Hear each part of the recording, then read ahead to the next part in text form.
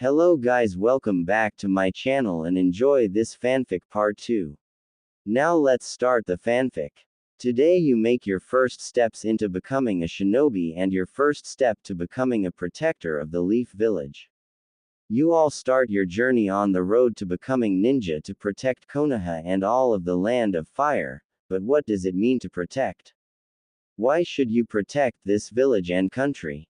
That is a question you will eventually have to answer yourself. However, being a ninja is a serious job, so not do so lightly. Your comrades in this village depend on you, so do your loved ones. One only becomes strong when they have something that they are willing to protect to the death. Step forward today and makes us all proud. The new academy students clapped loudly, as did the parents, as the fourth Hokage gave them all a wave of embarrassment from all the cheering they were giving him before suddenly he disappeared in a yellow flash. As he disappeared, a similar head of blonde hair looking down at the ground and just gave a tiny sigh as he watched his father disappear. "You okay, Naruto?" His friend Itachi, who was standing beside him, asked as he had seen him sigh when his father had flashed away. Naruto just nodded. "Yeah, I am fine. I was hoping he would stay to wish we good luck, but I guess that was just wishful thinking." As the instructors began to call out names signaling for what person would be in whose class, Naruto stared behind him to see a lot of the parents conversing with each other and happily talking with one another. His Nei-chan and his Gigi were there and gave him a small wave when they saw him look in their direction. Naruto gave them a half smile and waved back. He looked over a little ways to the right of them and saw Itachi's parents standing there.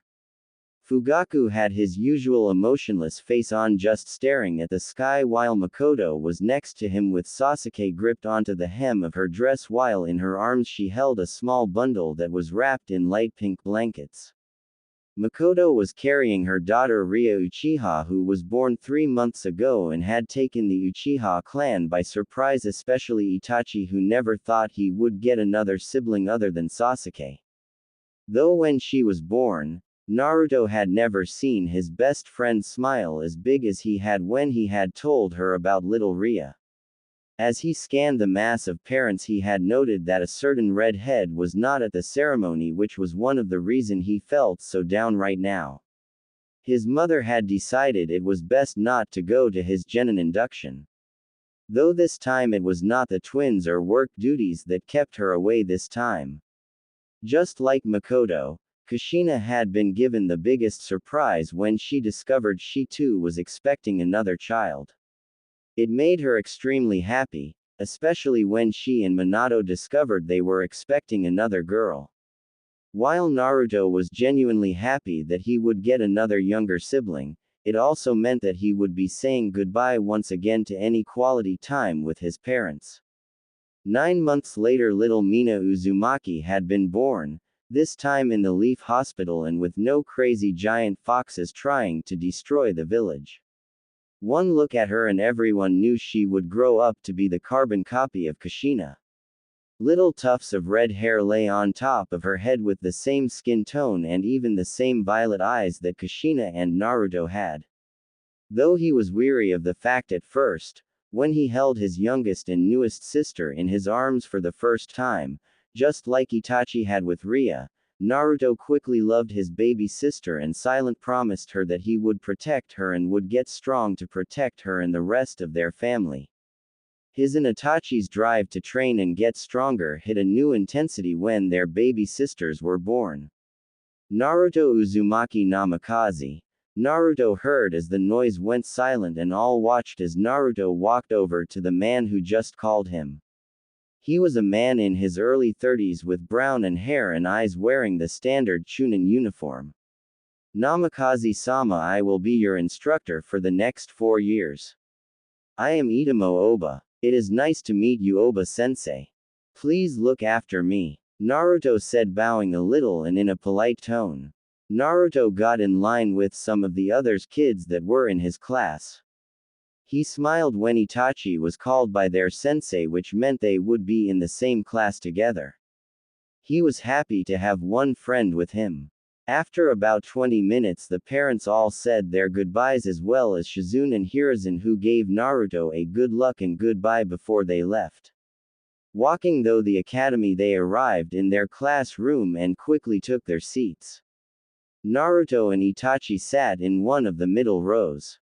They were joined in the middle row by a purple-haired girl who gave them both a shy hello, which they happily reciprocated.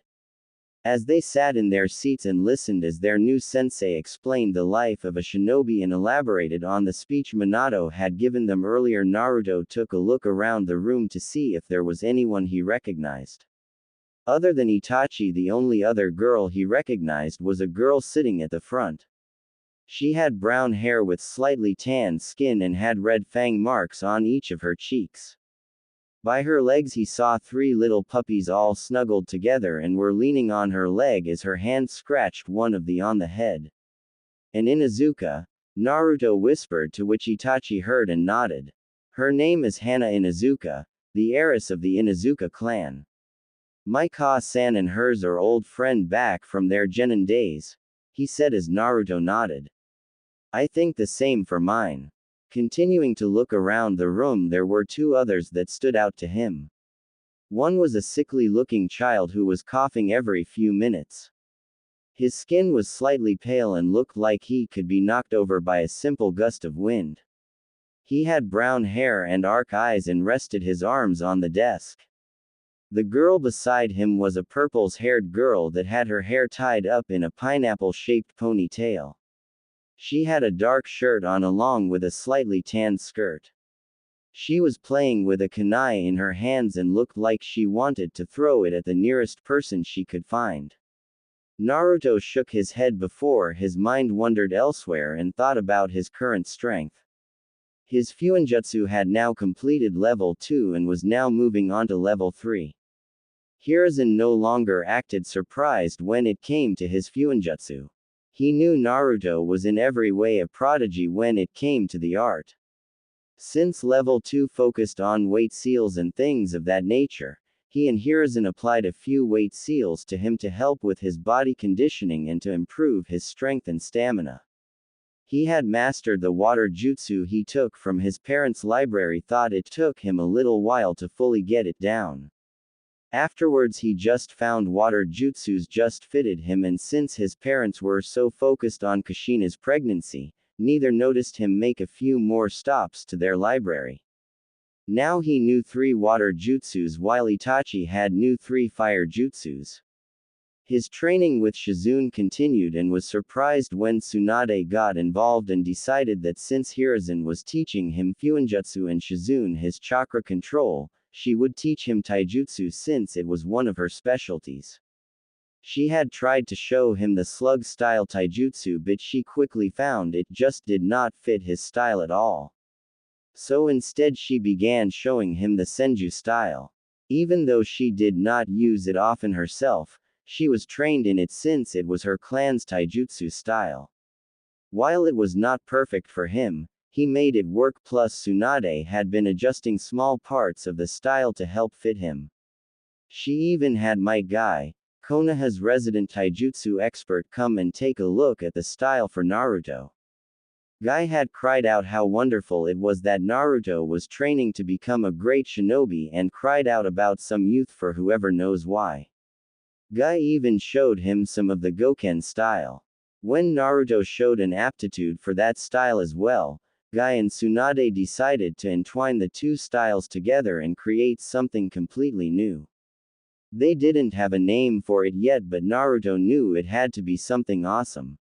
And when it came to taijutsu, Naruto was learning quickly as well, once again showing that being a prodigy and being hard-working was already paying off for him. "Naruto, pay attention," Itachi said, elbowing him in the side, jogging Naruto back to attention. Right, sorry," Naruto whispered back as Itachi shook his head at his friend's habit of letting his mind wander. Naruto paid close attention to his sensei, and what he was discussing to the class thought he had noticed that some of it Shizune had already covered in his studies with her. "I don't think the academy is all it is cracked up to be," he thought to himself as he shook his head and tried to drown out his sensei's voice.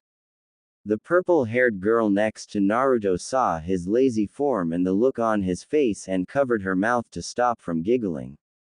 "Young lady, is there something you wish to say to the class?" Their sensei said, who looked like he did not enjoy being interrupted, while all student eyes fell onto the purple-haired girl. The girl blushed a little and twiddled her index fingers together. No sir. Sorry sensei. What is your name?" he asked, looking towards her. The girl stuttered a little. "Why, Yugao Azuki." "Well then, Miss Azuki, please try and keep any comments of noises to yourself," he said before he continued with his teachings. Nodding, she fell quiet as the rest of the class fell back to listening to their sensei, everyone except Naruto, who had turned his attention to Yugao. "What were you laughing at?" he asked, since he had heard her giggle from beside him. "I was laughing at you. You had a funny look on your face and made me laugh," she said as Naruto's eyes shot up in surprise before internally he grinned. "You mean expressions like this?" he asked before he began pulling multiple different faces at Yugao, who was turning red and had to cover her mouth with her hands. Their sensei never saw any of this as Naruto pulled funny faces at Yugao, who looked ready to burst out laughing. Next to him, Itachi rolled his eyes, though half a smile on his face as he watched his friend act that way. Though Naruto was a lot like him and was quiet and serious most of the time, he had moments where a more fun-loving personality took hold of him. It was a lot like his mother's in that way. Naruto had inherited more than just his eyes from his mother. From the front row, Hana Inuzuka saw what he was doing and laughed into her hand as well, thinking that what he was doing was very funny. While at the back row, the other purple-haired girl and the sickly boy laughed as well, though the sickly boy needed to cough every few minutes, which gained much attention from their sensei. End of the day. At the end of their first academy day, most of the children went home to their parents so they could tell them all about the great first day and what they had learned. Everyone except for a group of 6 children, that is, Naruto and Itachi, were once again training with each other in the same opening in the forest as before. The others 4 had followed them after school to see what they were doing. The 4 were none other than Hana Inuzuka, Yugao Azuki, Anko Mitarashi and Hayate Gecko. The 4 had become quick friends, but when they had tried to befriend Naruto and Itachi, the 2 boys kept eluding them and separated themselves from everyone else. They almost spoke with them during lunch, but the academy school bell rung, and when they looked back, the 2 boys had already disappeared. "Hayate-kun, stop coughing or they will know we are here," Yugao said to the ill boy, who nodded. "My apologies, Yugao-san. The pollen from the plants is making it difficult to breathe," he said as he tried to get his coughing under control. "Shish! Stop talking, you 2, or our cover will be blow," Hana whispered a little harshly while Anko grinned as she watched them. "I wonder how strong they are. I bet they would be a good fight," she said, licking her lips a little before zoning in on scene in front of them. "Wait. Where did the Uchiha go?" They all looked in front of them and realized that Itachi had indeed disappeared and that Naruto was now just standing still and was looking towards where they were hidden. "You know, you 4 can come out now. We know you have been following us since we left the academy," Naruto called out, making the 4 freeze in place. "We would appreciate it if you could just come on out," a voice said from behind them, making them jump out of their skin and turn around to see Itachi with an amused expression on his face. "You know, if you wanted to watch us or train with us, you could have must come out and say it. There was no need to just hide," Naruto added, appeared in front of them. The 4 kids looked a little embarrassed and went a little red. From Hana's side, the 3 pups sniffed the air and padded over towards Naruto. Naruto saw the 3 pups and smiled as he went down on his knees and began petting them. The pups seemed to enjoy it since they were wagging their tails and had their tongues hanging out of their mouths. "Whoa, that was quick," Hana said as she walked towards them. I have only had them for about 6 months and they have never taken to someone so quickly before. They must really like you. They are called the 3 Harimaru brothers, she said, introducing them. The 6 introduced themselves properly, and after a few minutes of talking and Anko asking whether they could train with them, Naruto and Itachi shrugged and told them it was fine. As the 4 revised what they had gone over that day, Anko looked towards Naruto and Itachi and saw that the 2 boys were facing across from each other. In the blink of an eye, the 2 suddenly charged forwards towards each other and began throwing punch and kicks towards each other. They stayed that way for a few minutes as each tried to land a hit on each other. The 4 recognized Itachi's way of fighting was that of the Uchiha clan fighting style, while the one Naruto was using looked like the Senju style, though a few bits of it was off and it looked like another form that they did not recognize. It also made them wonder why Naruto was not suing the Uzumaki style that his mother knew, since Kushina was quite well known for her strong taijutsu prowess. The 2 were then forced and stumbled back when both managed to land a punch on the other's cheek. Shaking out of their slightly dazed state, the 2 quickly focused their chakra and made the necessary hand seals. Fire-style fireball jutsu, Itachi called out as he blew out a large fireball that went towards Naruto. Water-style water bullet jutsu, Naruto declared as clumps of water shot out from his mouth. The toe jutsus collided in the middle, causing a small blast to be created from the impact as well as steam from where the water met the fire. The steam caused the view of the 2 to get blocked out for a few minutes as the 4 tried to make out where the 2 boys were. Though they knew they were fighting if the sounds they could hear were any indication. They are incredible, Yugao said as she watched their sparring bout with each other. I didn't think people our age could do elemental ninjutsu. I mean, they are so hard to do and the chakra control has to be so precise. Hayate spoke as he coughed again into his hand, making Yugao pat him on the back. Oh man, these 2 are good. We really need to catch up with them if they are already at this kind of level. Hana said while Yugao and Hayate nodded before noticing Anko had disappeared.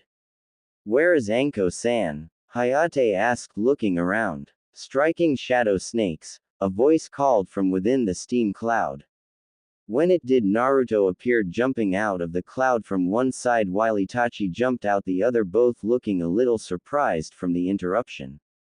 The steam mist disappeared and they were all surprised to see Anko in the middle with what looked like 2 fairly large green snakes coming out from her sleeves, both impacting the ground where Naruto and Itachi were formerly standing. Snakes. They all thought while Naruto and Itachi narrowed their eyes as the snakes and the purple-haired girl. They were wary of her suddenly because of that snake jutsu she used. There was only one person that both were aware of that had connections to snakes and who could use snake-like jutsus, and that man was no longer part of the Leaf and was one of the worst traitors that the world had ever seen. Itachi's parents had told him, while Hiruzen and Tsunade had told Naruto of this man. So it left the question to the 2 boys that was, now on both of their minds. How can she do snake techniques? Anko meanwhile grinned at Hana, Yugao, and Hayate's shocked looks and Naruto and Itachi's weary and thinking looks. You boys didn't think you were the only toe with tricks up their sleeve, did you? Month later. Some time passed since the 6 academy students met each other and the 6 quickly became fast friends and an inseparable group.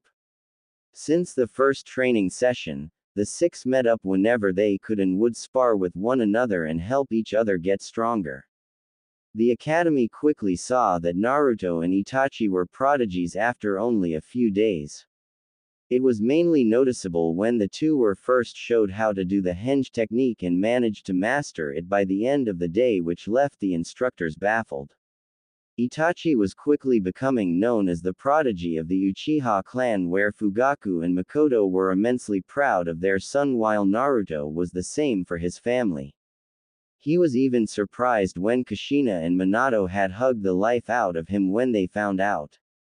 Though the small celebration did not last long, Naruto enjoyed that moment where his parents' eyes and attention was focused only on him. Tsunade, Hiruzen and Shizune marveled at it, though since they were training him before the academy it did not come as much of a surprise.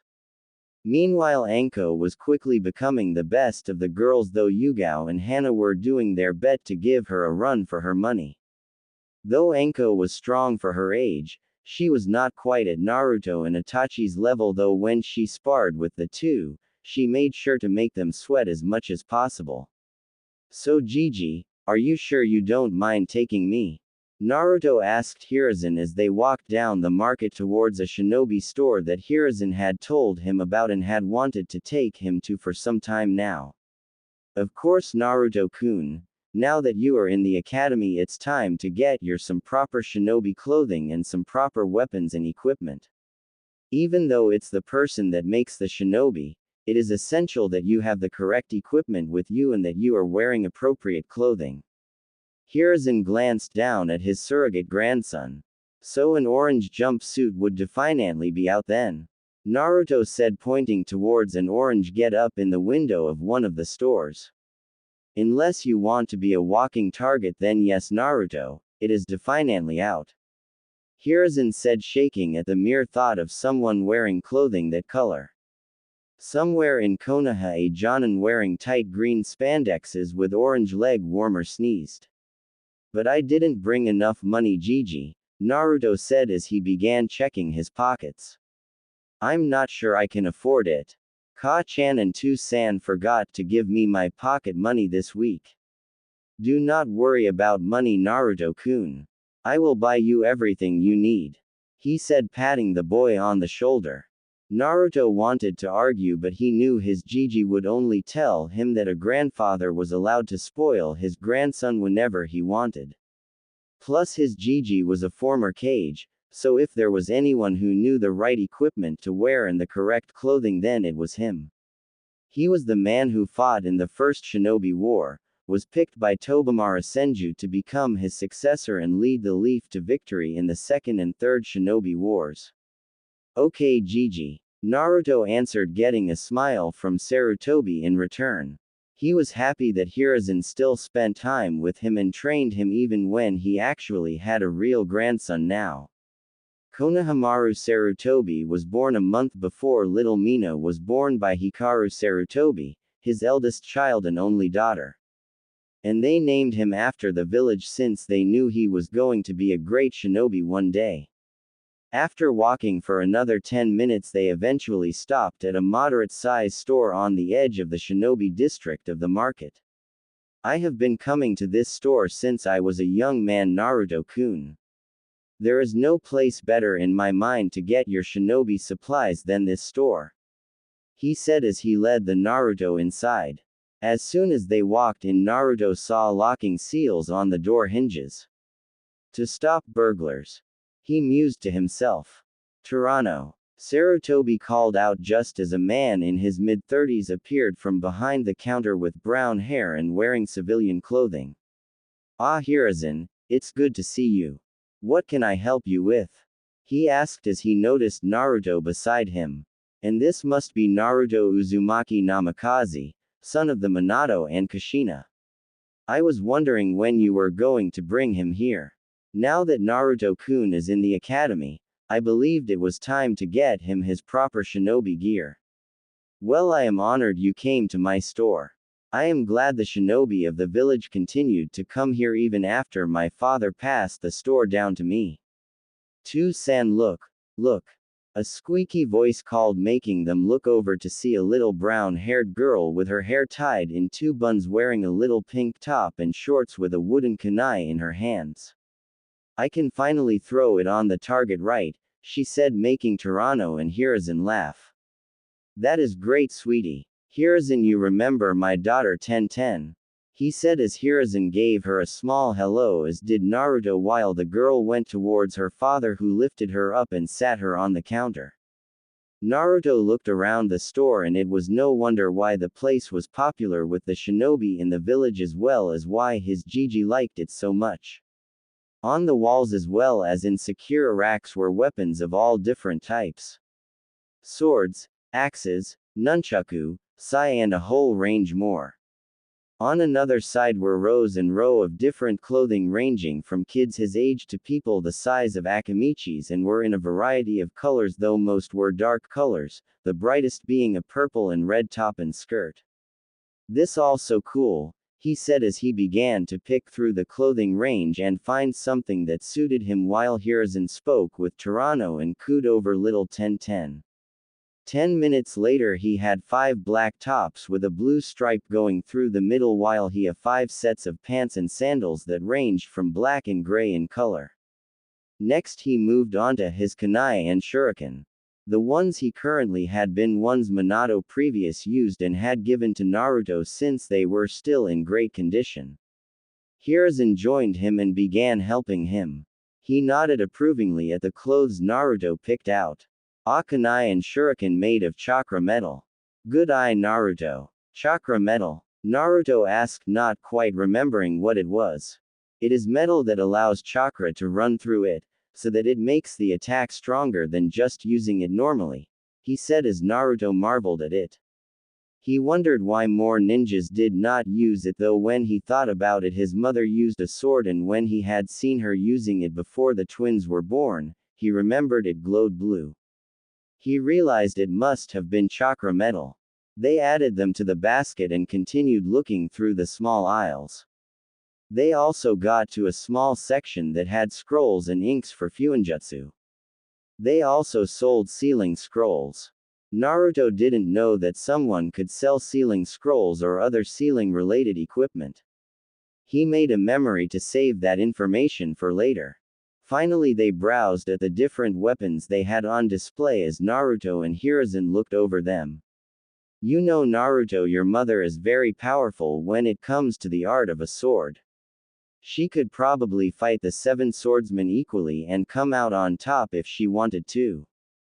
Hiruzen said as he picked up a katana, looked it over and handed it to Naruto. Maybe you might follow in her footsteps. Naruto took the katana in his right hand. He held it in his hand and swung it through the air a little.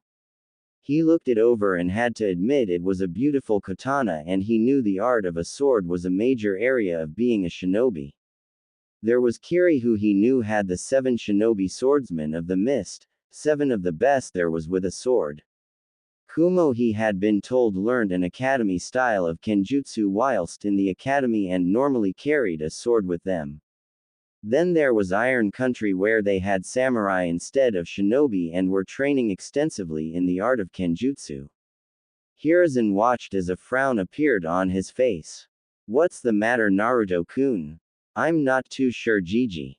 It is just the sword does not feel right in my hands, he said as Hiruzen and Toronto looked in surprise. Interesting, they both thought. As for the next 10 minutes Naruto tried handling all the swords that Toronto had but yet all of them just did not feel right in Naruto's hands, with him saying that they just felt off. This is an interesting development, Hiruzen said tapping his chin. Are you sure wielding a sword is something you want Naruto? Naruto just nodded his head. I want to be a great kenjutsu user and to one day surpass my Ka-chan. Toronto listened in and spoke what he was thinking. You know, when my father ran this store he always told me that a sword were like an extension of one's arm and that swords in a way have a life of their own. He said that the wielder does not choose the sword, but instead the sword chooses the wielder. Maybe the reason you don't connect with the swords is because the sword you are supposed to wield has not been made yet, he offered as Hiruzen and Naruto thought about it. Little 1010 meanwhile just listened and watched from the top of the counter. Would you make the sword? Hiruzen asked as Toronto shook his head. Not myself, but I have a trader from Iron Country that visits here a few times a year.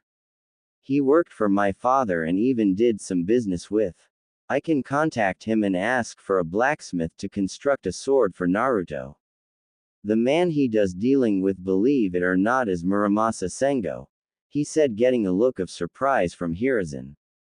Who is that Gigi? Naruto asked. Muramasa Sengo is one of the best blacksmiths of our era. Naruto-kun.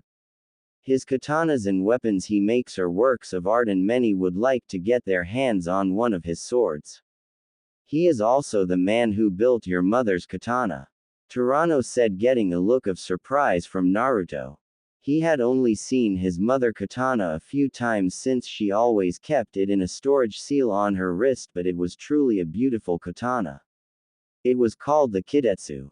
Seeing his mother wield a blade was one of the reasons he wanted to become great at Kenjutsu and to one day surpass her, since she was the best in Konoha. Would you really be able to get Muramasa Sengo to make Naruto a sword? Hiruzen asked as Torano nodded.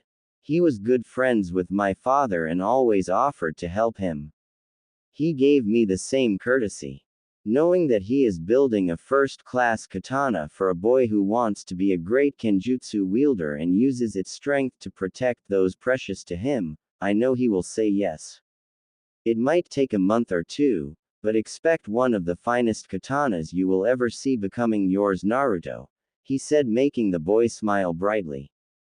We can sort out payment later, he said as they all nodded and paid for the current equipment in their basket.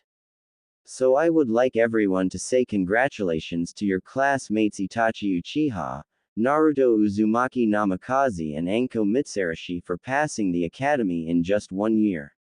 Wish them all the best as they take their first major step as shinobi of the leaf. Naruto, Itachi and Anko stood at the front of their class with smiles on their face as their fellow students called and told them well done. After a year at the academy, the teachers there along with the council knew that despite only being 9, that the three were more than ready to become genin. All three easily outclassed the others in the class, and that keeping them in the academy would be a waste of their talents. Yugao, Hayate and Hana clapped the loudest to their friends and had sworn that they would do their best to catch up with the trio by next year. Now the real path of being a shinobi begins, Naruto said as Itachi nodded like he normally did while Anko grinned a big smile. It's about time too. I was beginning to get so bored here that I thought my head was going to roll off my shoulders from the boredom. I am honored to have the three of you in my class for the little time that you were here. Good luck in your shinobi careers. I know that all three of you are going to go far, their sensei said as he bowed back. Thank you, sensei, they said at the same time.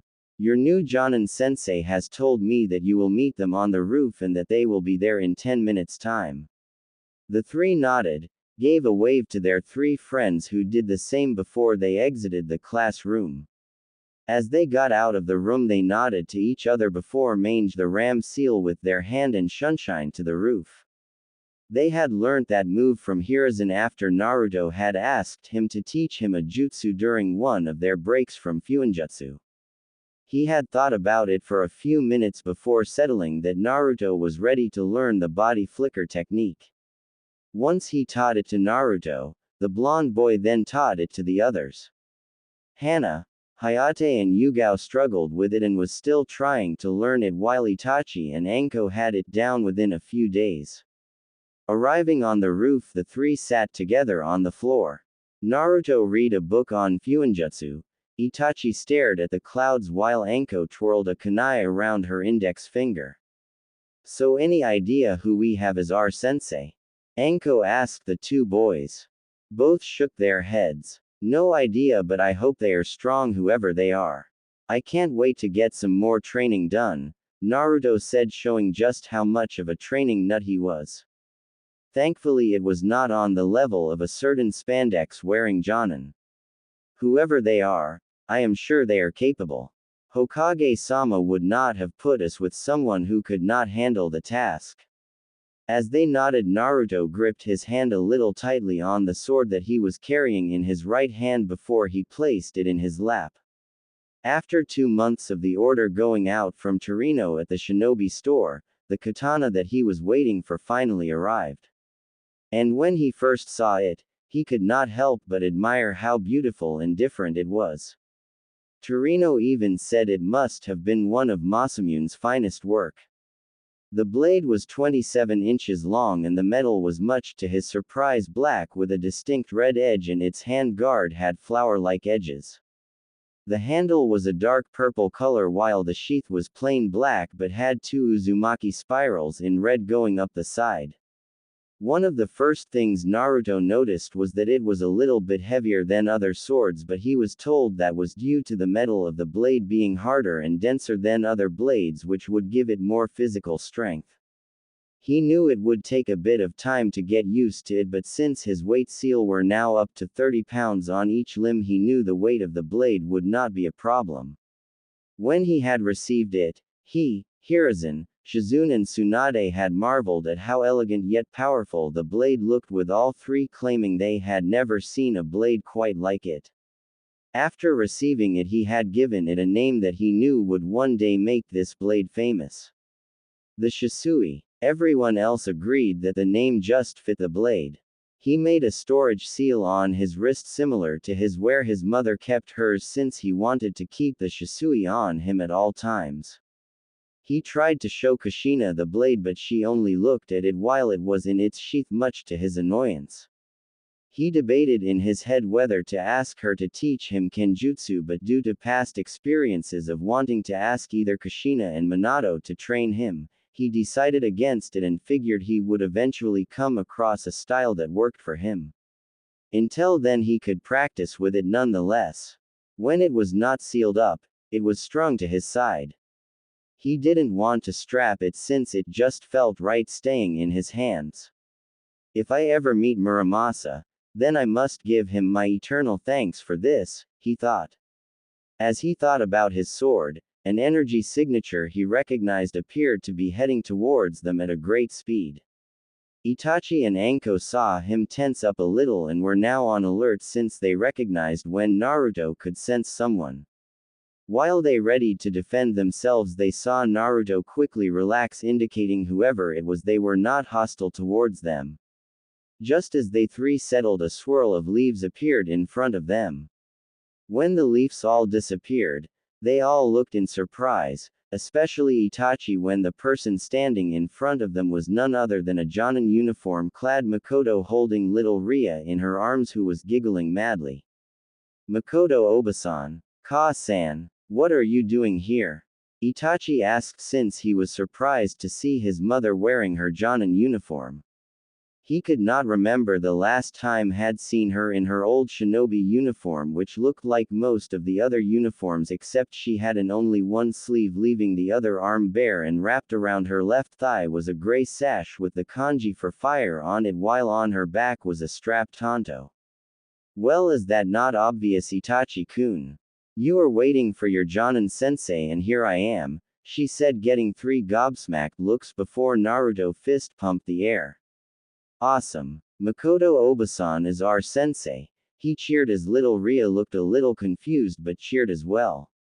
Anko looked happy, since she knew that Makoto Uchiha, aka Konoha no Hai Misudaresu, Fire Mistress of Konoha, was one of the best kunoichis in the village. She was up there with Tsunade and Kushina. "Are you sure, Ka-san? But what about Sasuke and Ria? And does Tu-san know about this?" "Do not worry, Itachi-kun. Sasuke will stay with one of our sitters while Ria will be with me during our D-rank missions. Then when we eventually get to higher missions, I will arrange for some of the other clan members to watch over them while I am with you all. And do not worry about your father. Even if he does not like it, I am a shinobi of this village and I felt it was time to get back into this life.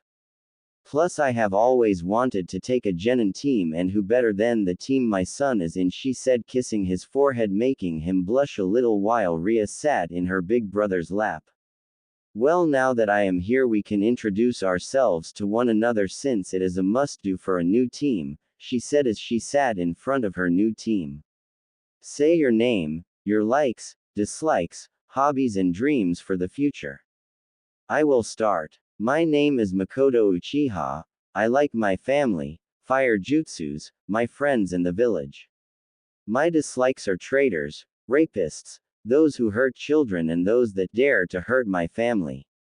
My hobbies are learning something new every day and cooking. My dreams for the future has already come true, she said as she looked at her oldest and youngest and smiled. Anko, why don't you start? My name is Anko Mitsarashi.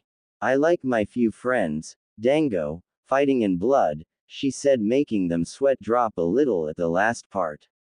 My dislikes are perverts, men who think women can't be as strong as them, arrogance and more. My hobbies are making people who I don't like miserable.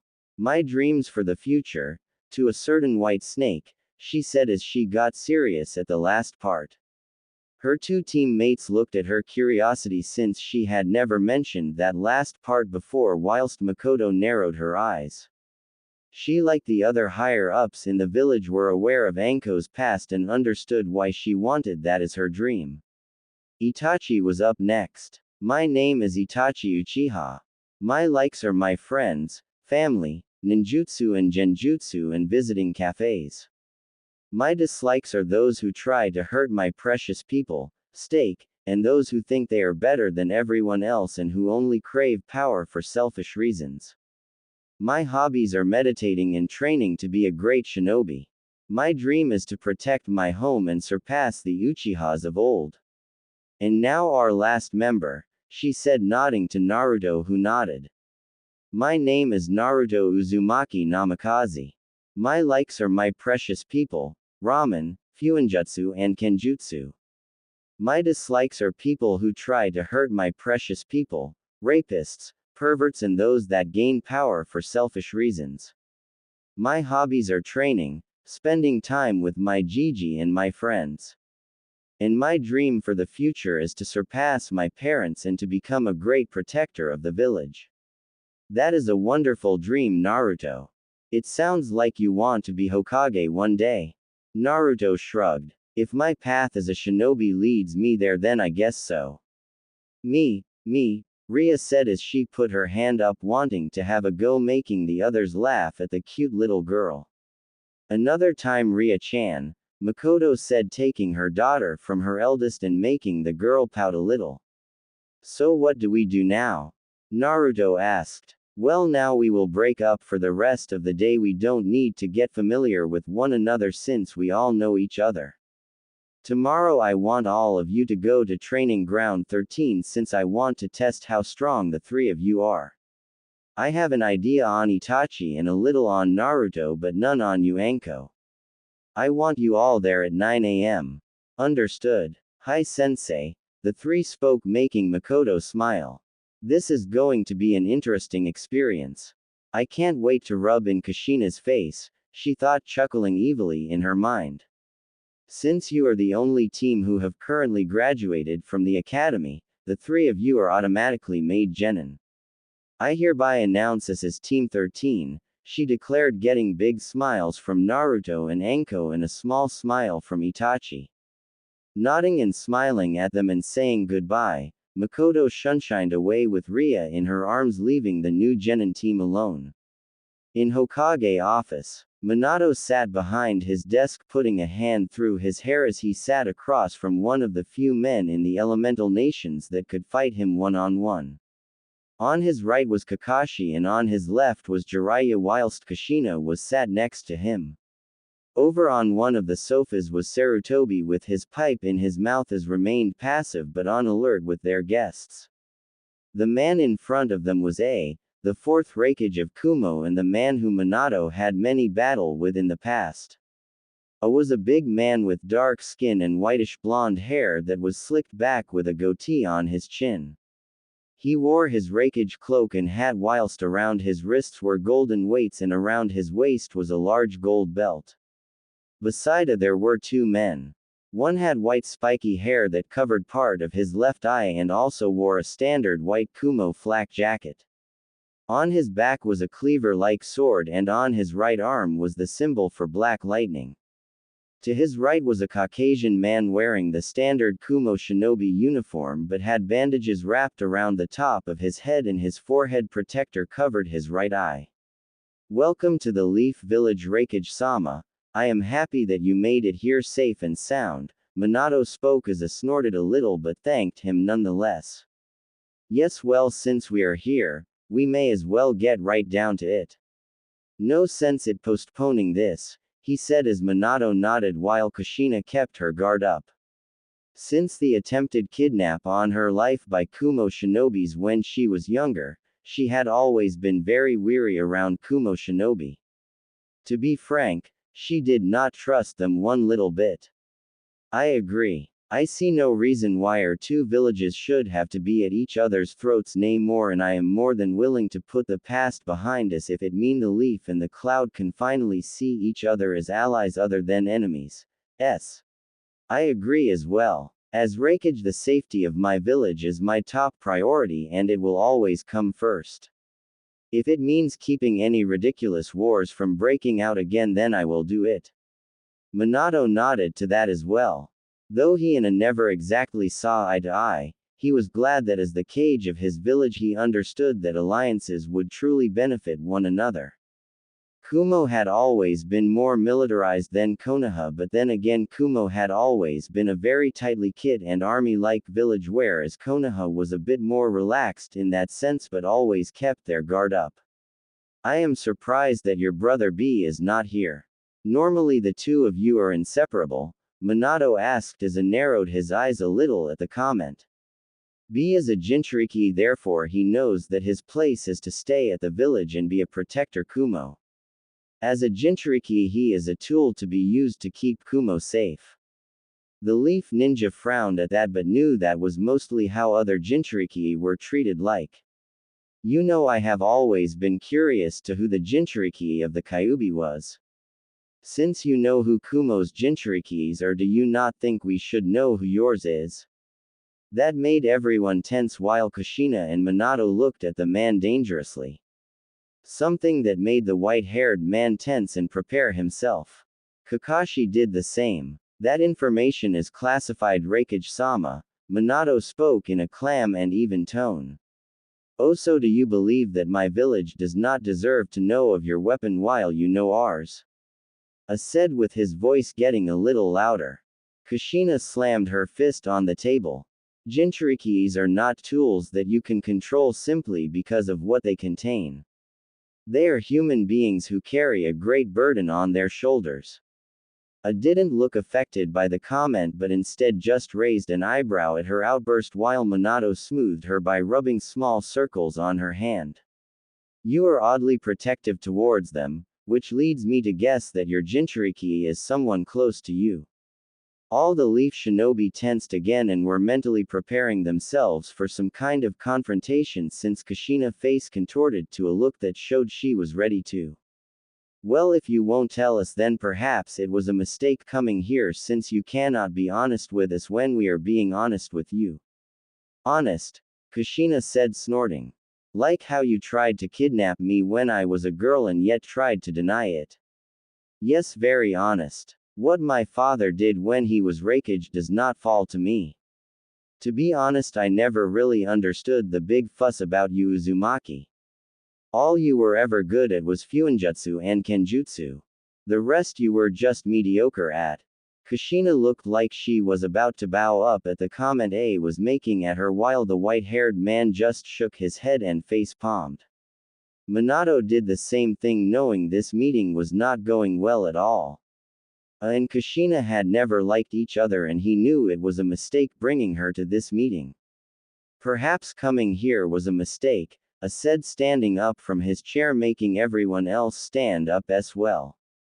Perhaps we can speak more of this tomorrow.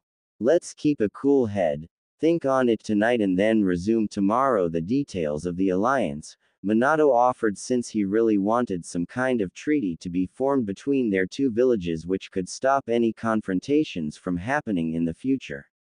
Minato did not wish for another war to break out.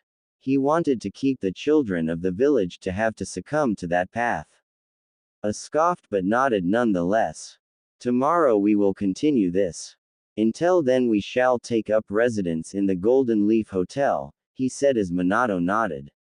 A then jumped through the window, making his departure from the meeting. The white-haired man sighed before giving Minato a small smile. Sorry about the window. It's okay. We know of a few people who tend to not use doors, Minato said, motioning to Jiraiya, who scratched the back of his. The white-haired man nodded and walked out through the door with the other man following behind him. When the door closes, everyone breathed easily despite how badly the meeting went. Well, that could have gone better, Kushina said as she checked her nails as everyone playfully glared at her while she whistled innocently. With Team 13, night began to fall as Naruto, Anko and Itachi sat at Ichiraku's ramen while Shizune sat to the side of them with Mito and Eiji by her side. She was looking after the children since after the meeting with the Raikage, many of the clan heads were having a get-together. Mito and Eiji sat on their seats playfully swinging their legs with noodle hanging from their lips while Naruto had little Mina seated on his lap, who was now almost a year old and was clapping her hands as Naruto fed her a little bit of ramen.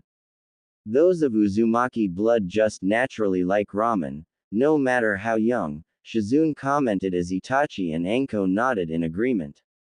You love ramen, don't you, Mina-chan? Naruto said to his baby sister, who just nodded her head and gave him a smile showing the few teeth she had. Ah, she is so sweet, aren't you, Munchkin? Anko said. Despite being a very tough and tomboyish girl, even she had to admit that little Mina was adorable. Naruto smiled at the interaction between Mina and Anko while Itachi smiled at the scene. Naruto then felt a pull on his sleeve only to see Mito and Eiji looking at him with big eyes and holding their arms out. Naruto had a strange look on his face as he stared down at his two siblings. Despite loving them both, the whole thing with his parents and their attention was due to the twins, and in all honesty he had been a little distant from Mito and Eiji, especially Mito, since she was very clingy towards him and just wanted to follow him everywhere. Mina, despite nearly being one, was showing the same signs. The two little girls just loved being with their big brother. Eiji was the same but not as clingy. Shizune saw his slight dilemma and picked up the two twins.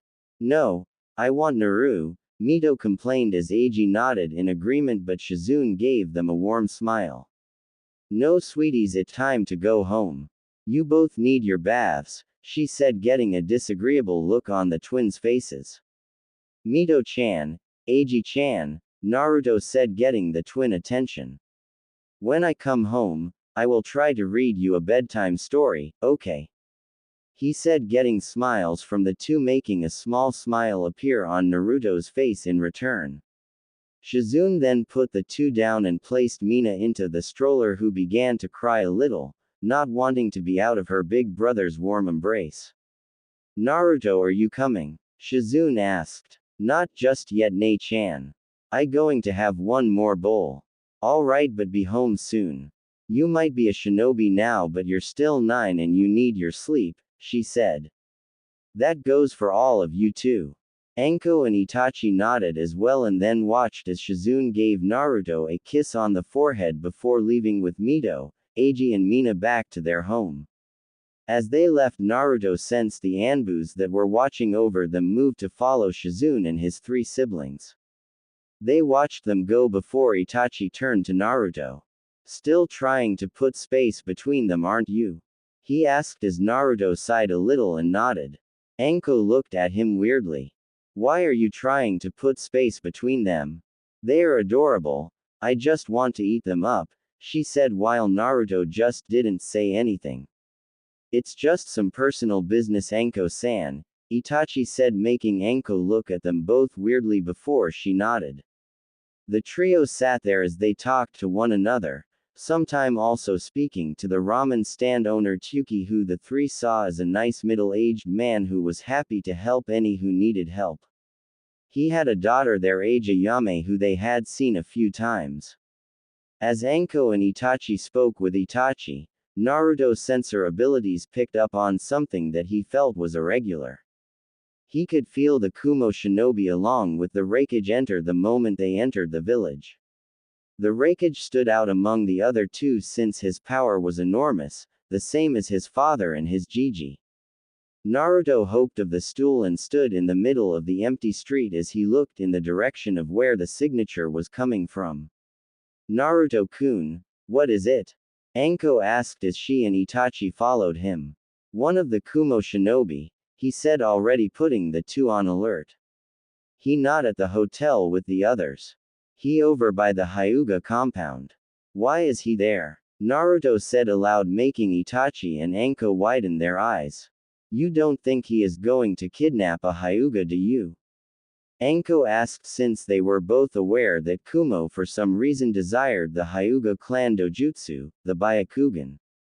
Let's go check it out, he said as the two nodded and headed towards the Hyuga compound. It only took a few minutes before they arrived on one of the buildings opposite the Hyuga compound, and Naruto immediately began scanning the area for the Kumo shinobi he could sense. After a moment of search, he saw a black-clad figure against one of the outer walls, showing it to be the Kumo shinobi with the forehead protector covering his right eye. In his right arm their eyes widened when they saw the Hyuga heiress, Hinata Hyuga, unconscious in his left arm. Anko, go warn my father. Now, he said as Anko did not need to be told twice before taking off as fast as she could. All the clan heads are at that gathering. He knew the head of the Hyuga clan would not be here, Itachi said as Naruto nodded. We have to buy some time. We can't let him get away. Naruto and Itachi took a deep breath, knowing this could go very badly, but they were shinobi of the lead now and it was their duty to protect the people who live there. As the Kumo shinobi was about to move, both boys threw shuriken towards him. The Kumo shinobi sensed them coming and dodged out the way and landed a little to his left. He looked to his left and his eyes widened a little when Naruto appeared a little in front of him with the shisui unsheathed and descending towards his head. He expressed interest in the black sword for a moment before he grabbed a kunai from his right pocket and blocked the strike, though buckled a little from the strength of the blade and saw his kunai crack in a few places. However, when he blocked and focused on Naruto, Itachi appeared to the side and grabbed Hinata from the man's grasp. They both heard the man curse loudly as Itachi jumped away as fast as he could, with Naruto doing the same. They regrouped with each other while protecting Hinata. Give me the girl, brats. You don't want to piss me off, he said, taunting them. We are shinobi of the leaf. We will not let you kidnap one of our own, Naruto said back. The man laughed before making a few hand seals. Let's see if the you brats can live up to what you claim, he said. Raiden. Dendo Underi. A thin wire of lightning erupted from his midsection and shot all around him and toward Naruto and Itachi, aiming for their stomach as if wanting to bisect them. Naruto jumped in the air while Itachi managed to jump just before the man performed the jutsu. When Naruto looked at Itachi, he saw red and 3 tomos in each eye. Sharingan, he thought, believed Itachi used it to predict the man's movement. As they jumped, the Kumo appeared in front of Naruto and kicked the small blonde and knocked him to the ground. He did the same to Itachi, but with the Sharingan activated, Itachi managed to dodge the swipes and kicked them and was giving him but could not attack due to having Hinata still in his arms. Itachi gritted his teeth a little since he could not fight back, but then heard Naruto voice. Water style. Water bullet, he said as balls of water made their way towards the Kumo ninja. The Kumo nin jumped out of the way, enabling Itachi to appear in the gardens of the Hyuga compound and lay her on the ground before going back to the battle. Returning, he saw Naruto with his blade redrawn, blocking quick and powerful strikes from the Kumo nin. Though Naruto was managing to block, the man's superior strength forced him to get pushed back and against a wall. The Kumo nin grinned before finding kunai being thrown towards him. Cursing again, he humped back and away from the kunai. Naruto and Itachi then stood next to one another and charged towards the enemy. Naruto threw punches and palm strike towards the Kumo nin, specifically trying to hit a few of the weakened pressure points that Tsunade and Shizune had told him about. Itachi meanwhile was trying to sweep his legs with his Uchiha style. They tried pushing him back, but the man was an adult and his physical strength was superior, so they used their smaller bodies to dodge his strike, which were quite slow and were able to dodge them. Though he did manage to land a few hits on the two, he was surprised that they just kept getting back up and throwing strikes toward him. He swore he even felt a low-level genjutsu get put on him before he managed to quickly get rid of it with a pulse of chakra. The Uchiha, he thought, since he knew with the Sharingan, Itachi would try and put him in a genjutsu and trap him. The Kumo ninja started getting annoyed when the two genin did not let up before they both jumped back. Kaden. Gokaku no Jutsu, Itachi called as a fireball erupted from his mouth and toward the ninja. The ninja saw it coming and jumped in the air to dodge it, but his eyes widened when he saw Naruto was now in front of him and had Shisui drawn out again. Naruto swung his blade just as the Kumo nin tried to push himself back. Despite the dodge, the tip of the Shisui sunk into the man and slashed him across the chest. Naruto landed next to Itachi, both who got in their stances again as the Kumo nin fell back a little and gripped his chest. "You little shit," he said as he checked his wound and saw it was shallow but went across most of his chest. "What are these kids? They are no ordinary children," he said and looked into their eyes. Itachi with his Sharingan and Naruto with his violet eyes gazed intensely towards him. "Raiden. Saji Farasha," he said as his two hands surged with lightning and put them together. He did not realize that Itachi had just coped his jutsu when he saw the hand signs. Just as the attack was about to be sent off, another strong chakra signature appeared around them and a blur shot out from the Hyuga compound and struck the Kumo ninja in the chest. "Hake Sanjuni Sho," the Hyuga cried out as he struck the Kumo nin 32 times in the chest. When it was over, Naruto and Itachi watched as the man stumbled back a little before blood spurted out of his mouth, his eyes rolled into the back of his head and dropped to the ground dead. They looked at the Hyuga and saw he looked just like the clan head Hiashi, making them realize he was Hisashi Hyuga, the younger twin brother of Hiashi Hyuga. Hisashi glared at the fallen man before he made his way over to the two boys and gave them a bow. "Thank you for protecting Hinata."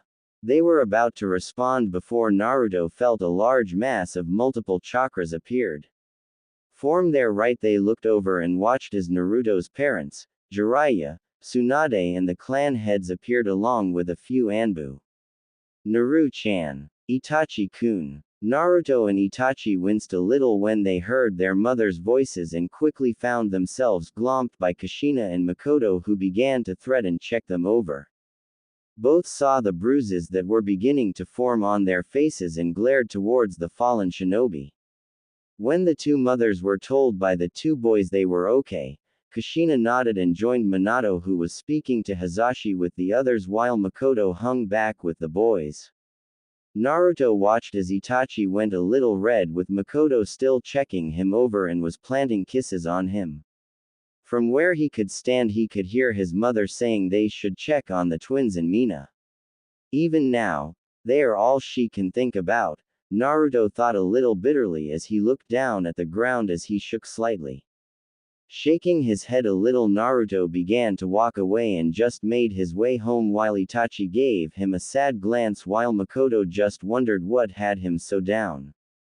Meanwhile Tsunade and Hiruzen, who had heard what Kushina said, looked at Naruto with sadness in their eyes.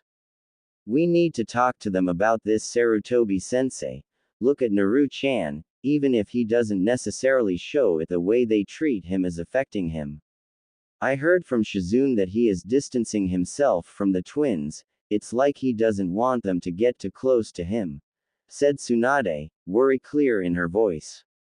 "While I agree with you, Tsunade-chan, the question still remains, how would we get them to see what they are doing to young Naruto? I doubt they even realize that their actions, or rather, inaction, is causing him any sort of grief." He replied, also worried about the young boy that he saw as a grandson. At moment the only thing we can do is wait and see if they will realize their mistake before it is too late. Naruto stood at the north gate of Konoha as he waited for his team and sensei to arrive so they could go on their mission. Today marked their first C-rank mission ever and Naruto could not help but feel a little excited.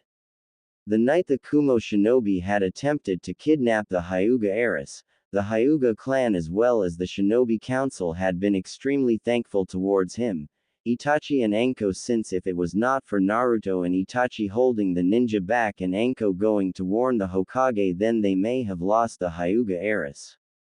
As a reward, they made the rescue a completed a ranked mission and all three genin got the pay. It also set a new record as Naruto, Itachi and Anko became the youngest team to ever go on an A-ranked mission. Makoto of course gave them a small scolding, but they knew that was just the mother in her talking. Though she was extremely proud of her first genin team and knew from that moment that Naruto, Itachi and Anko would go on to do great things.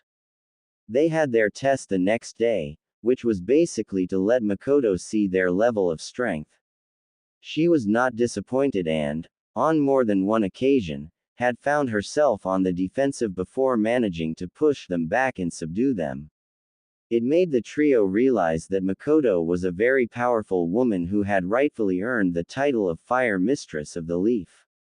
Since then, for the next 6 months, they went on simple D-rank missions all around the Leaf Village. They came up with a simple routine, which was to perform D-rank missions in the morning, and then they would break for a lunch break before meeting up again for a few hours in the afternoon to train. Makoto had managed to find certain aspects with each of the three to help train them, in which she was thankful for, since she was not the type to leave one out while focusing on the other two. With Itachi, she helped him with his ninjutsu and genjutsu since they both had the Sharingan.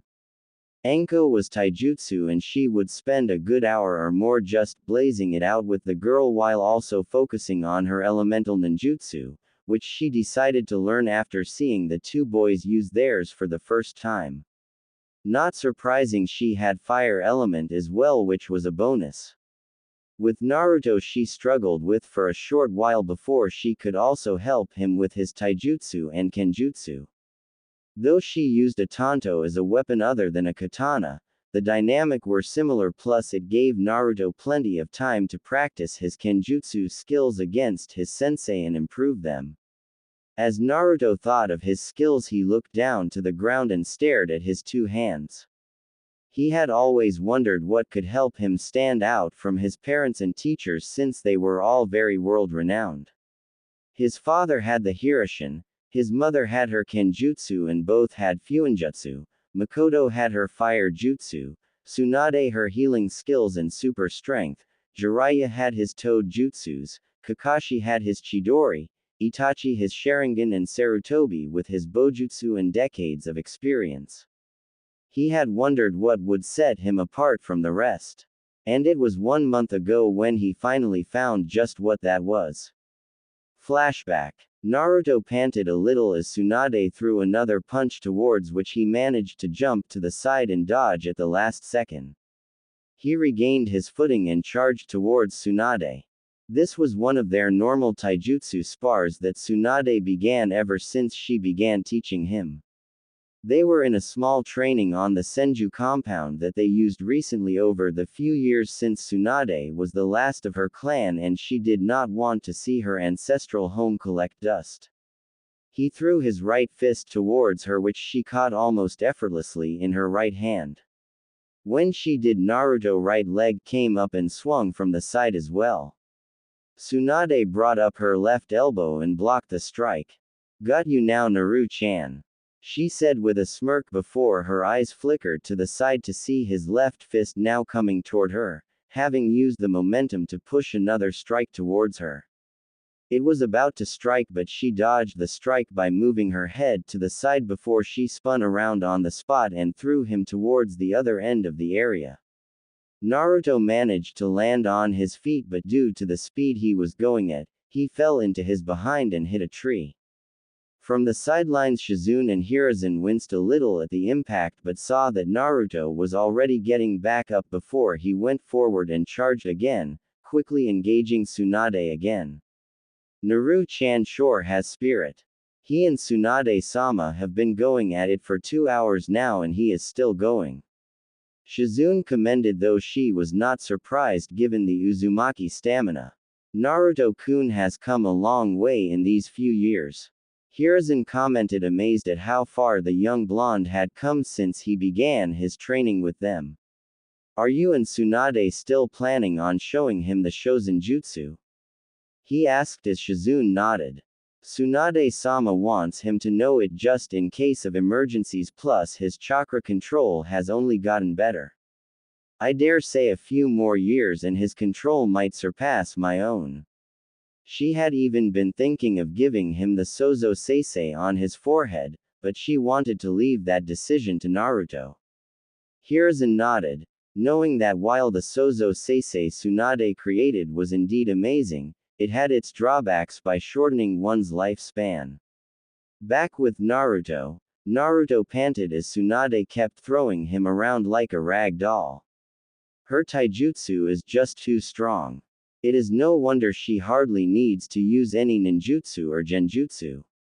He thought before his eyes widened when her hand glowed blue and she clenched it into a fist. Be ready, Naru-chan, she shouted to him before she brought her fist down to the earth, causing the ground in front of her to begin cracking apart and causing the earth to tear apart. The ground around Naruto felt like an earthquake and did his best to keep his footing. Tsunade's strength was always going to be a game changer, even if she was the one who was winning.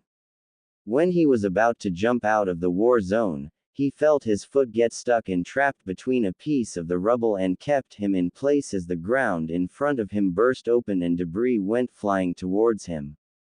Tsunade, Hiruzen and Shizune saw his foot had gotten stuck and were about to dash over to help him when they stopped and watched Naruto perform a feat Hiruzen and Tsunade never thought they would ever see again. Not knowing what to do, Naruto unconsciously channeled chakra into his hands and grasped his palms together.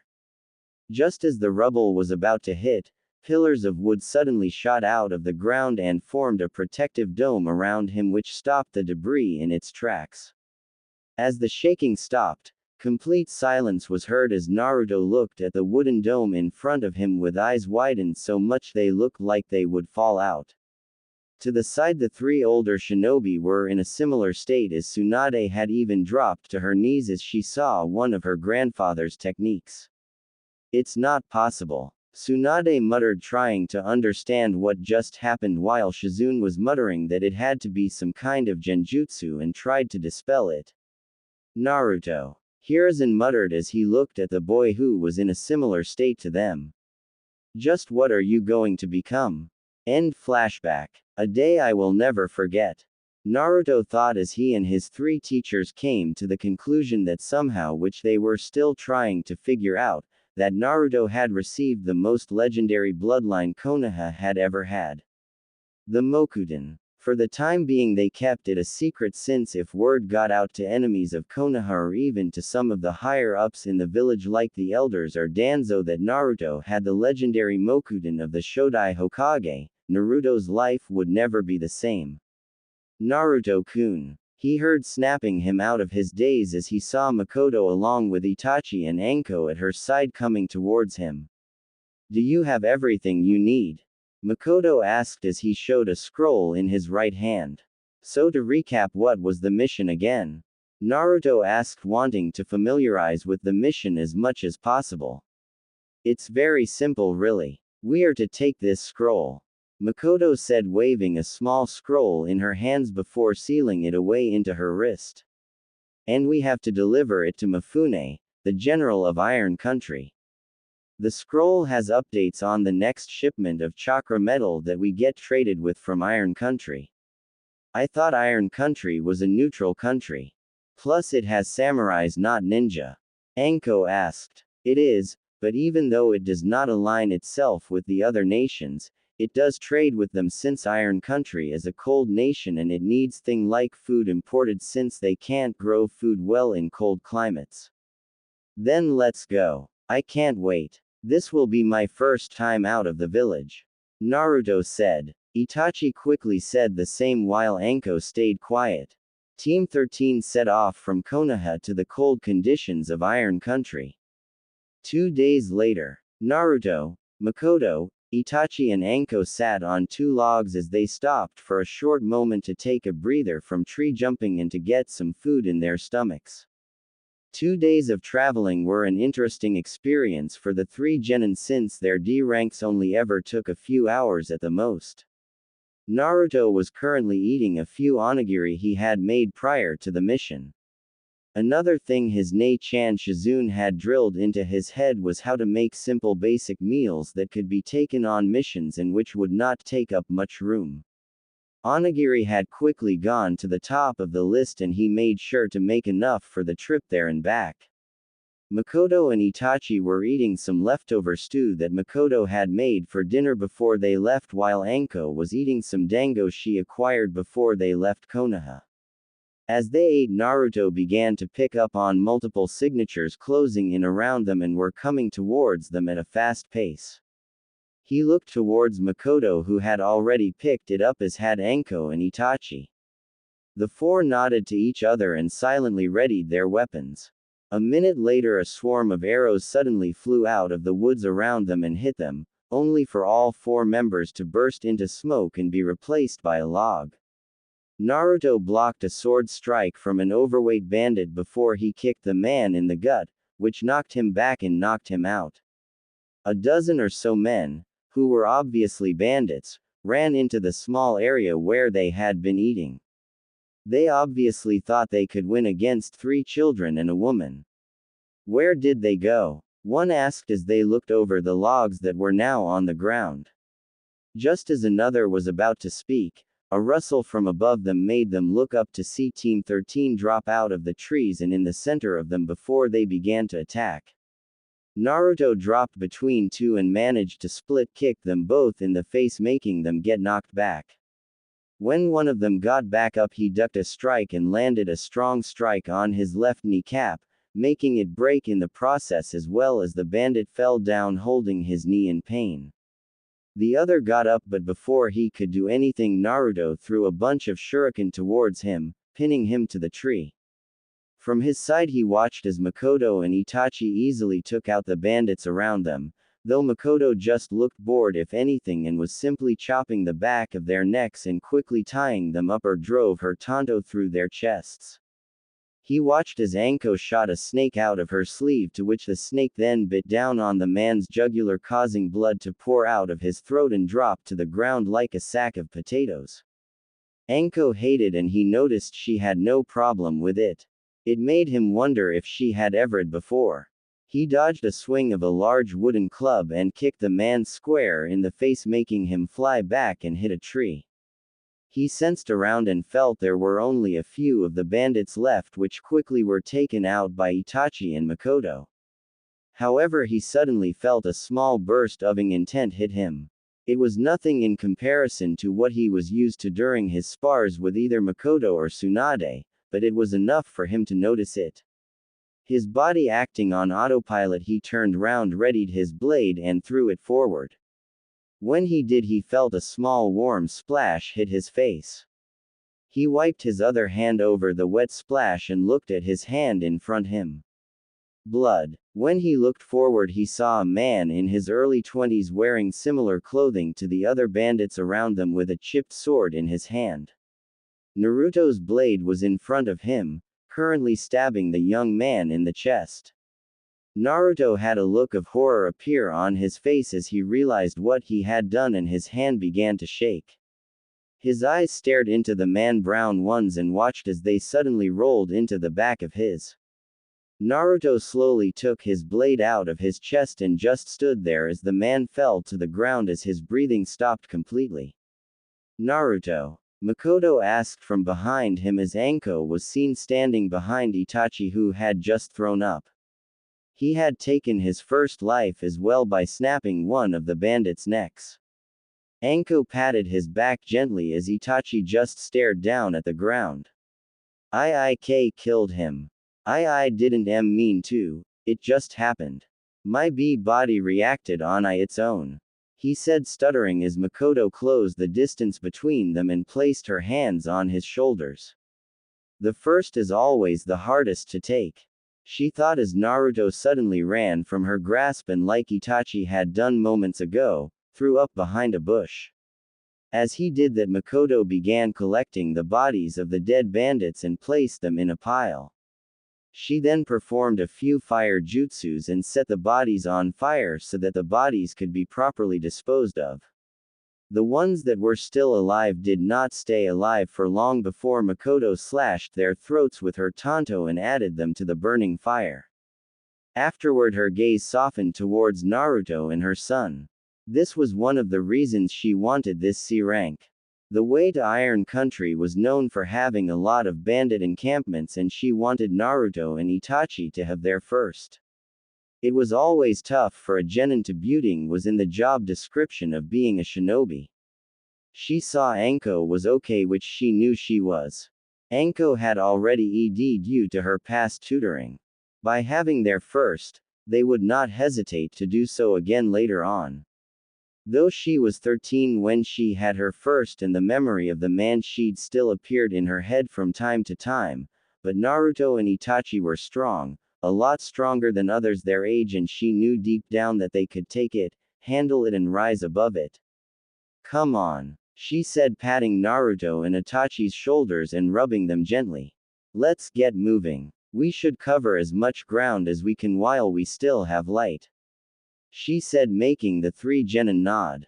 Naruto and Itachi were a little slower than normal, but that's because their firsts were on their minds and would be for a few more days. 2 days later. The scroll we were sent to deliver, Mifune-sama. Makoto said as she, Naruto, Itachi, and Anko stood in a large office that had numerous blades and samurai armors decorating around it. On one of the walls was 3 picture frames hanging up showing 3 men all dressed in samurai armor and all looking very powerful and intimidating. Thank you, Uchiha-san, a man said from behind the desk as he took the scroll politely from her and began to read the contents of it. Mifune was an elderly man, so to speak, perhaps in his late 40s, early 50s. He had long purplish hair that showed signs of graying along with bandages that wrapped around the top of his head along with a small mustache. He wore a simple navy blue kimono with black sandals. Strapped to his side, Naruto saw a katana with a black handle strapped to his side. Beside him were 2 samurai wearing the traditional Iron Country armor along with the helmets, which Naruto had to admit looked a little strange. After a few minutes of reading with an expressionless look on his face, Mifune nodded and gave them a small smile. The terms in this scroll are agreeable. Allow me a few minutes to write up a reply scroll, he said as he brought out a blank scroll and some ink. He began to write as the team stood there silently as they waited. After he finished, he handed the new scroll back to Makoto, who bowed and thanked him. They were about to leave, but Mifune stopped them. If I were you, Uchiha-san, I would stay in town for a day or 2. There is a strong blizzard that will be coming through the area tonight. Anyone who gets caught in it will most likely freeze to death. He said. I see. Thank you for the information and looking out for my team, Makoto said, bowing to him again to show her thanks. As Naruto, Itachi and Anko began to leave the room, Mifune used a few hand signals to send a silent message to Makoto. The 2 boys had looked so emotionless and both had a tired and worn out look on their faces. What is wrong with the 2 boys? Makoto sighed a little sadly and made a few hand signs in return. First, Mifune immediately had a look of understanding cross his face, since it did explain everything. He nodded to her as they left and sat back in his chair while putting his sword in his lap. He noticed Naruto's blade in his right hand, couldn't help but feel intrigued. He knew that not many from the Leaf practiced in Kenjutsu, and it made him a little curious at how he was progressing.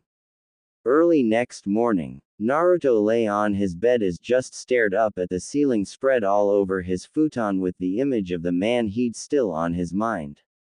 Every time he tried to fall asleep he would see that man standing in front of him. I wonder if this happens to others who for the first time. He thought as he looked out the window to see it was still dark outside though the morning sun was slowly pushing its way through. He looked over to see Itachi was asleep having spoken with Makoto for a few hours about it the night before and he looked a lot better than he did. Makoto did the same for Naruto, however even with her words, it would not leave his mind. Realizing he would not be getting any more sleep for the time being, he got out of his futon and put his clothes on. He carried Shisui in his right hand and made his way out of his room, which Mifune had kindly given them during their stay in Iron Country and not get caught in the blizzard during the night. Making his way through the hallways as well as looking at some painting and decorative samurai armors that were presented on display, Naruto eventually stopped at one of the indoor training room that they were told they could use. Since the environment of Iron Country was not the best to train in, the samurai had multiple giant rooms made for the sole purpose of training. In the room Naruto went in there were training dummies made of both wood and stone, a large circle about 10 meters wide for small-time spars to take part in as well as racks for weapons of various kinds. He went over towards one of the wooden training dummies and unsheathed Shisui and began to train with his sword. The blade didn't feel very heavy to Naruto anymore since he had carried it around for nearly 6 months and had both grown accustomed to it as well as got physically stronger. For about 30 minutes Naruto danced around the wooden dummy slashing and stabbing at the straw dummy though since he had no specific sword style, he was just sort of going with the strikes. From behind him a pair of eyes rested on him as they watched him attack the straw dummy. Where Naruto was, he could feel someone watching him but did not let on that he knew. They did not feel like a threat but more like they were curious. As if they wanted to see what he would do next.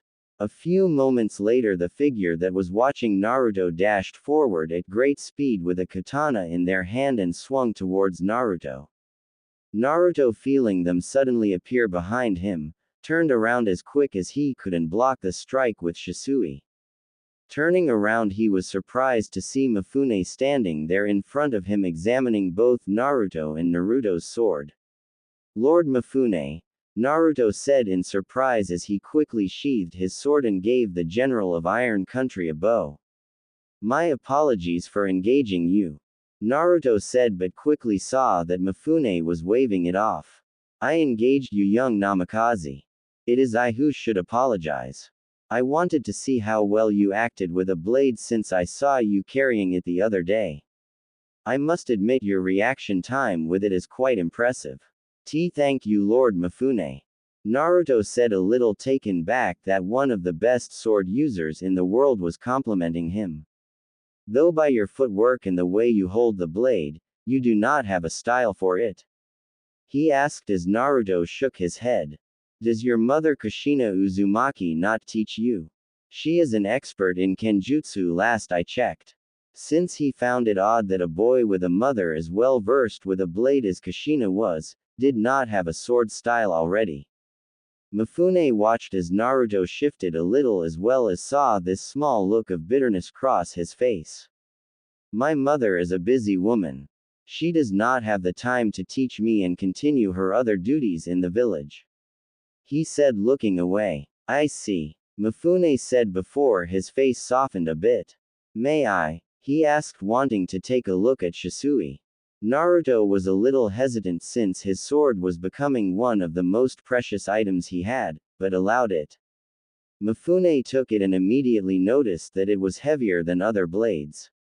He also noticed how different looking it was since the metal was black with a red wave-like pattern going down the middle of the blade ending at the tip, but admired its unique beauty. "This is a strong blade. A blade meant for a lot of power and physical strength. To be able to hold a blade that is as heavy as it is at your age is impressive." Though you would need a style to fit this, he said as Naruto nodded. Come, Mifune said as he gave Naruto Shisui back and headed towards one of the sparring circles. They stood in the circle and Mifune drew his blade out of its sheath as Naruto did the same. Come at me with the intent to Naruto-san. Otherwise don't attack at all. Naruto bit his lip a little but nodded. Taking a deep breath, he gripped the handle of Shisui in a tight grip though not too tight and went forward towards Mifune. He swung at Mifune who easily blocked the strike with his blade and first acted on the defensive, letting Naruto get a few strikes in. Every strike Naruto sent towards Mifune, the experienced samurai blocked it each time and blocked it with little difficulty. You must try much harder than that, Mifune said to Naruto as he spun, catching Naruto off balance and knocked Naruto in the chest with the back on his sword and making him stumble back. Shaking his head, Naruto went forward again, this time striking at a fast speed and trying to catch Mifune off guard. Mifune though once again blocked with ease and dodged the strikes. Naruto swung Shisui a little higher than before and brought it down at a greater speed and with a bit more power behind it. Mifune locked his blade with Naruto's, making a loud clang sound out through the training area. Naruto tried to push back but Mifune's strength was greater and Mifune pushed him back before pushing him off a little bit and like earlier knocked Naruto back with the back of his sword. Naruto breathed in and out a little heavily, getting a little frustrated that he could not land a single strike on Mifune. He charged forward for a third time but this time Mifune locked his sword with Naruto, spun it around in Naruto's hand before disarming Naruto with a swift chop to the back of his hand, making him drop Shisui. No, Naruto thought as he watched Mifune swung his sword towards him, obviously putting Naruto on the post and wanting him to think of his own way to get his sword back. As the strike was about to hit him, Naruto took a leap of faith. Please let this work, he thought as he waited for the strike to hit before he felt the air shift a little.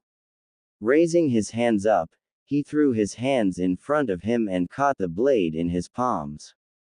Mifune for one was a little taken back by the sudden move.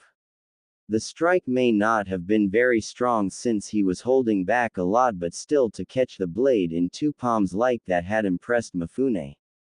Not bad, he thought as he slid the blade out of Naruto's palms. He swung again towards Naruto but this time Naruto used his stature to his use, ducked, and rolled towards his blade. Picking the Shisui up, he brought it up and deflected another strike. Not bad. Now you are thinking like a swordsman, however, you should never drop your sword in battle as your opponent may use it against you, Mifune said and leading to example, pushed Naruto away again but this time knocking Shisui out of his just enough to make it fly in the air. Mifune reached and grabbed it before holding the two blades against Naruto's neck in a scissor-like form. Naruto meanwhile was a little awestruck at how quickly that just happened, reaffirming how strong Mifune was. Mifune examined the boy. He has talent, that's for sure. If he works hard enough and find the right style then he will be a force to be reckoned with. Mifune gave the sword back to Naruto who accepted it before taking a few steps back. He sheathed his sword, but kept his hand on the handle. Again, he said, making Naruto look at him for a few seconds before smiling internally and charging forward as the two sparred for the next few hours, Mifune fully believing that Naruto was going to be a force to be reckoned with as he got older. One day later, Naruto packed his belongings and put them away into a storage seal as he and his team prepared to set off back for the Leaf Village. Itachi, Makoto, and Anko were waiting for him just outside the room as Naruto finished the last of his packing. Shisui was strapped to his side as he patted the handle. Having sparred with Mifune a lot during the stay, Naruto felt that he somewhat improved as a swordsman and was taught that to be a great swordsman, his sword must become one with him, like it was an extension of his body. Mifune also drilled into him to have patience since patience was a key element for a swordsman. After their last spar, Mifune had been impressed with Naruto and told him to get stronger so that one day Naruto and Mifune could have a clash of swords like never before. As Naruto was about to leave, a small breeze went through the room, making Naruto stop, and a chakra signature appeared suddenly. However, it disappeared as quickly as it came. Turning around, he saw on one of the side tables a slightly large scroll now stood out. He went towards it and saw a note on the side. This style has no master and has yet to be mastered. It will teach you the basics and fundamentals but will allow you to create your own techniques. Perhaps you can be the first. Mifune. Naruto's eyebrows shot up in surprise. He was thankful that the general of Iron Country was nice enough to point out a few of his flaws and help improve them as well as a part with him, but now he really had to thank the man, for he believed he had found a style that would fit him. Naruto took the scroll and read the name of the side of it. Itoryu, one sword style. Weird name, Naruto thought as he opened it up and took a few glances at it before a grin appeared on his face. This is perfect, Naruto muttered before quickly sealing the scroll into a storage seal on his arm. As he left the room, he didn't notice Mifune standing with his back to the wall beside the window with his arms crossed and eyes shut. I look forward to seeing who you become, young Uzumaki, he said before disappearing. Naruto met back up with his team, looking back for a second at the compound before they finally began making their way back to Konoha. Chunin exams written test. And so do the three of you understand the importance of this? Minato asked in full Hokage mode as he sat behind his desk with Team 13 and Makoto standing in front of him.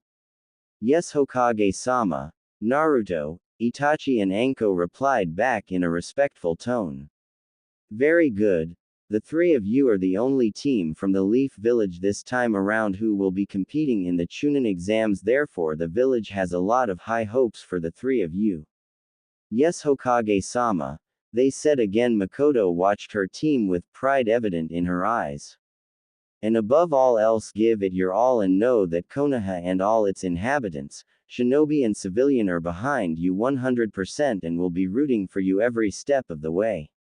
The three of you are the best crop of genin we have had in a very long time.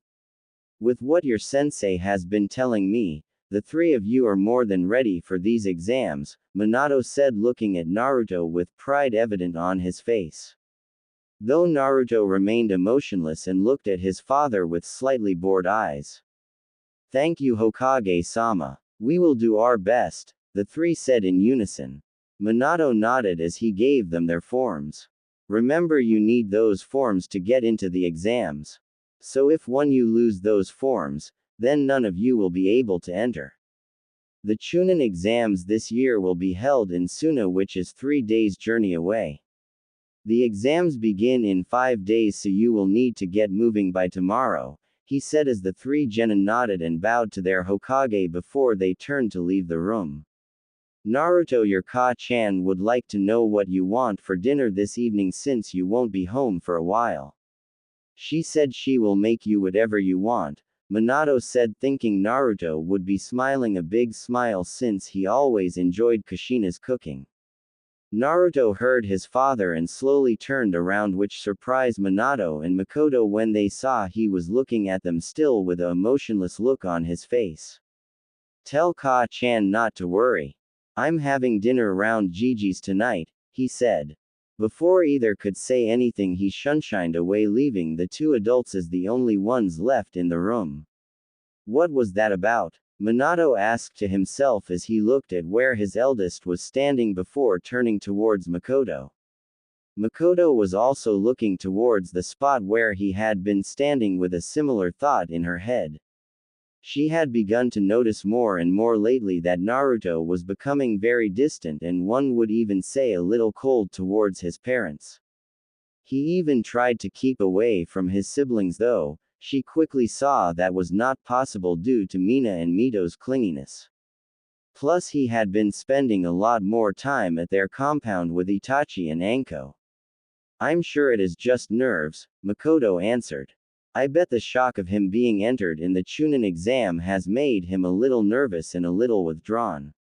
We were all at that stage when we went to out Chunin exams. Do you remember Kushina during hers when she was 14? She asked, making Minato chuckle at the memory.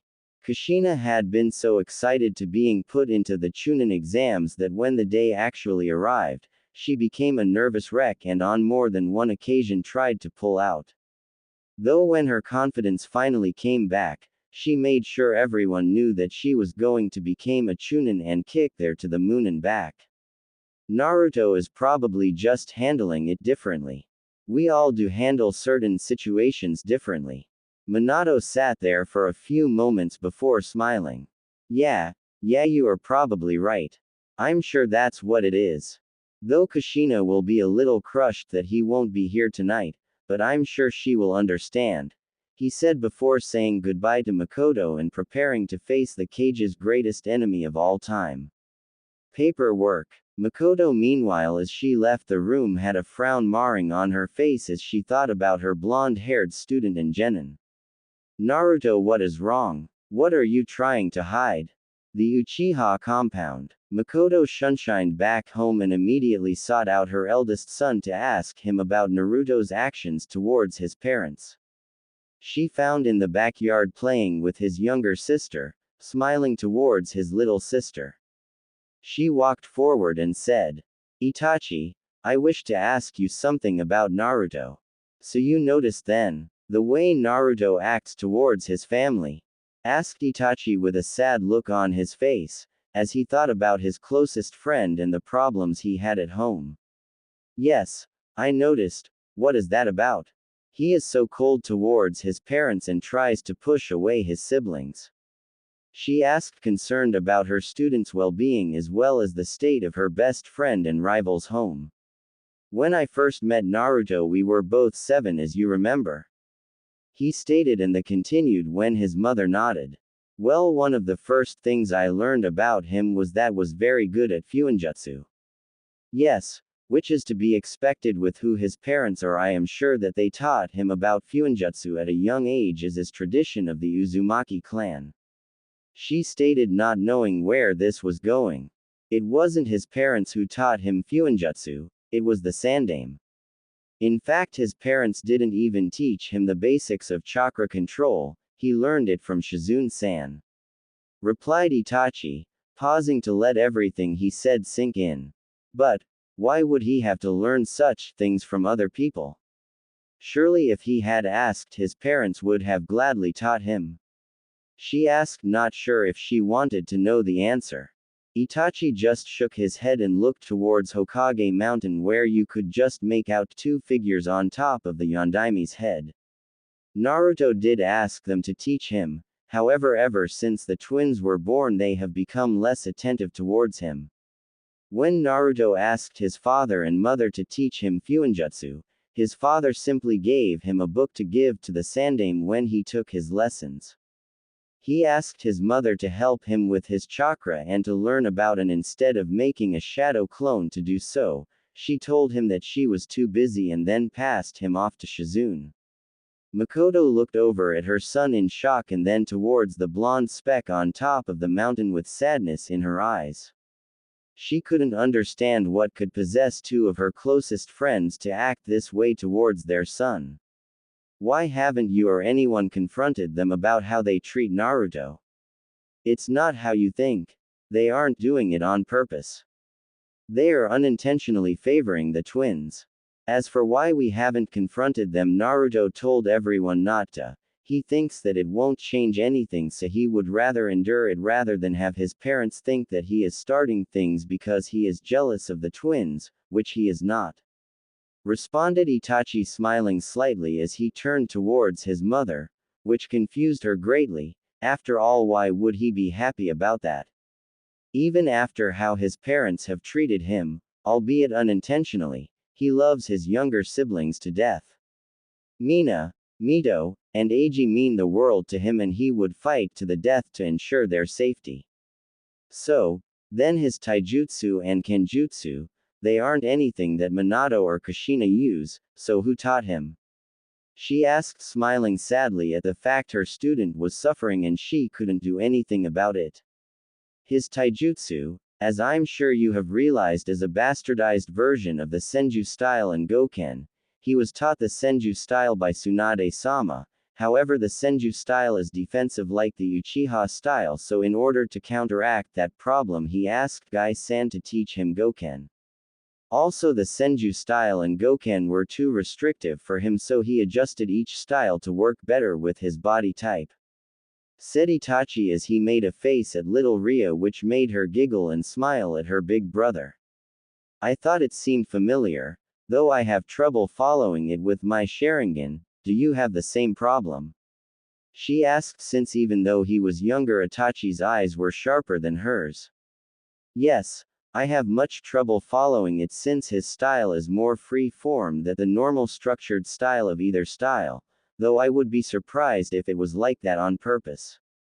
Naruto and I are friends as well as rivals, so it would make sense for him to have something to counteract my eyes. You asked about his kenjutsu, correct? Itachi asked, still playing with Ria. Yes, I did. I have never seen anything like it in all of Hai no Kuni. She replied, smiling as she watched her eldest and youngest play. That would be because it is from Testu no Kuni and has never been used or mastered as, like his taijutsu, it is free-formed. Apparently Mifune-sama saw that Naruto was having trouble with his first and found Naruto training in kenjutsu, which at that point he didn't even have a style, just natural talent. They sparred while we waited out the storm at night. When we left, Mifune left him a scroll with the footwork and a challenge for him to become strong enough to face him on an equal footing one day. He said as he picked up Ria to take her inside for her nap, leaving his mother to mull over what she had been told. I will have to talk to Naruto to get the full story from him, though you can't help but be impressed that he has come so far with so little help. She thought, hoping to help the little boy whom she saw as a nephew. With Naruto. So you are going to be in the Chunin exams. Are you excited? Sarutobi asked Naruto as the two sat on top of the Shidaime Hokage's head on the Hokage monument as they looked over the village as the sun began to disappear and let night settle in. Beside him Naruto gave him an excited smile. I really want to test myself against other strong people from the other villages. The stronger the better, I say. Well, remember not to get into over your head.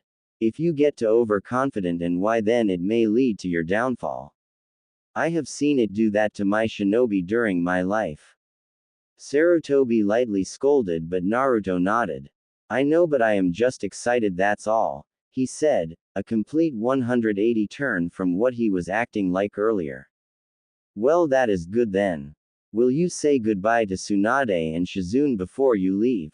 He asked with Naruto quickly nodding. Good. I know they will miss you while you are gone. Those two will miss having their little blonde sunshine not be around for a while. Sarutobi then laughed at the pout on Naruto's face at being called a blonde sunshine. I will miss them too, but it won't be for long. Plus, if I make it into the final round, you will all come and watch me, right? Just try and stop us, Hiruzen said, making Naruto smile brightly. You would need an army of shinobi and more to stop Tsunade from going, he thought, since Tsunade truly did love and care for Naruto just like she did for Nawaki, but in a more maternal way. The same could be said for Shizune, since she had a big soft spot for the young blonde Uzumaki. Hell hath no fury like a woman scorned. Shaking his head, Sarutobi then put his hand on Naruto's shoulder and gave him a serious look and telling him to pay close attention. Naruto knew this was his Jiji slipping into his Kami no Shinobi mode.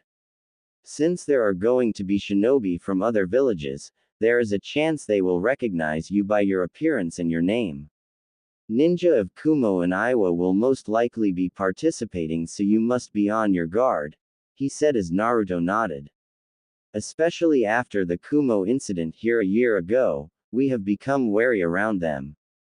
I still don't understand why the alliance never happened. The Raikage said he knew nothing about the abduction and that the Kumo Nin had done it on his own accord. I could feel his chakra Gigi. If he was lying, then his chakra would have been all over the place. He was telling the truth. Yes, well, unfortunately, Naruto, even with that statement, the word of a lone genin would not be enough to change the mind of your father and the Shinobi Council. Plus, due to your mother's past experiences with Kumo, she already did not like the fact that they were here in the village. Naruto sorted a little, which was very much unusual for him. He responded very sarcastically. Yes, because those two were going to listen to be even if it was enough. Hiruzen frowned a little at the statement, but Naruto quickly changed the subject. I am also guessing that using my hidden bloodline is also a big no-no for the Chunin exams. He said, despite already knowing the answer. Yes, Naruto, it is imperative that no one knows you have the Mokuton until you are older and strong enough to fight off most threats. Because other villages might try to have me taken out if they find out. He asked as Hiruzen nodded his head. The Mokuton Naruto is recognized as one of the strongest bloodlines in the entire world. It is rivaled only by the Sharingan, yet many believe it is superior than the Dojutsu. The power to control and suppress the power of a tail beast is a power that many will desire. Plus, there are people in the village that might try to take advantage of it, he said as Hiruzen's face darkened a little. Yes. There are those in the shadows of the Konoha that will try to use that power, which could end up hurting the leaf more than helping it, he said as his thoughts trekked first to a few members of the councils who were known to be rather power-hungry before it settled on his old teammate in Konoha's Warhawk Danzo. If Danzo ever gets his claws into Naruto, the man would not stop until Konoha is under his control, he thought before Naruto and Hiruzen let silence take over. One thought about who and what he would face in the future, while the other thought of the obstacles that his surrogate grandson would one day have to face. 5 days later, a cloak-covered Team 13 trekked through the sands of the desert as they walked towards the giant gate of the Sunagaker. The gates were made of massive stone and had 2 Chunin guards similar to what Konoha had stationed at the gate. Halt! State your names and purpose for coming to the Sunagaker. One of the Chunin said as Makoto took off her hood and showed her Konoha headband. Makoto Uchiha with her Genin team, here for the Chunin exams, she said as she handed the Chunin some forms as they looked it over. After a minute of looking, the guards nodded their heads. You're all a little late, aren't you? The exams start in an hour and most of the team are either already there or are heading that way. We got caught up in a sandstorm on the way here, so we had to take cover. We should have been here yesterday afternoon, but we had to bunker down for a day and let the storm pass. The Chunin both nodded in understanding, since sandstorms were very common in the desert of Suna. If you got caught in one or attempted to brave it, then you most likely would not make it. Okay, well, the Chunin exams are taking place in the academy building on the west side of the village. You will probably see a few team head in that direction, so just follow them, one of the Chunin said as Makoto and the 3 genin all nodded and walked on through. Team 13 quickly made their way through the gates and headed towards their lodgings, which were at the Desert Possum Hotel. Once there, they deposited their bags while Naruto, Itachi and Anko kept the things they knew they would need for these exams. Once done, Makoto led the trio towards the academy building on the east side. As they made their way there, they spotted a few other teams from the other villages. One was a group from Grass Country, if the headbands were anything to go by, while another was from the rain. They kept their guard just in case until after 10 minutes they arrived at the academy building. Makoto stopped at the entrance and turned to look at her team, a proud smile marring on her face. You all have everything you need, right? She asked as the trio nodded at her. Know that the three of you have made me so proud this past year and are about to do something that very few people can say they have done within the space of a year. I know the three of you are going to go on to do great things if what I have seen from the three of you is anything to go by. I know the three of you can go all the way in this exam, but remember that in this exam not everything will be what it seems. So look underneath and pick out things that may seem little, but will end playing a big part in these exams. Naruto, Itachi and Anko smiled towards their teacher and in Itachi's case mother and bowed to her. Thank you for putting your faith in us, Makoto-sensei, Ka-san, and thank you for helping us get to this point in our ninja careers. Without you, we probably would not have gotten this far. Leaning down, Makoto placed a kiss on each of their foreheads, keeping her lips on Itachi's forehead a little longer than Naruto and Anko, and fought to keep any tears at bay. Though she had only been their sensei for a year, she had loved every moment of having the chance to train her eldest son and his two friends. We promise we will do our best and honor your teachings, they said together again as Makoto stood to the side and allowed them entry into the building. How them all and show the world why the three of you will one day be legends, she whispered to herself as she watched them go. Taking a slow breath, she shunshined away and went to join the other Jonin instructors, wanting to watch as her team progressed through the exam. With Team 13, Naruto walked in the center with Itachi on his right and Anko on his left as the trio made their way through the hallways of the academy. As they walked in, a Chunin proctor instructed them that the exams was on the third floor and in the room 3A. As soon as the man had said that, the three already knew something about this exam was already fishy. As they walked up the stairs of the academy building, once they got up the stairs they saw the room 3A in clear writing and saw a grass nin team head into the room. Anko, thinking nothing of it at first, walked forwards and went towards the door but stopped when she felt Naruto and Itachi's hand rest on her shoulders. Hold up, Anko, this is not our floor, he said, making her look at him in a confused manner. But the door is right there. 3A, she said, but by the look on their faces she guessed that was not quite the case. What number was the room again? He asked as Anko lazily told him it was 3A. Right, so then how many flights of stairs have we gone up so far? 2. She trailed off before her eyes widened a little as she realized what he was getting at.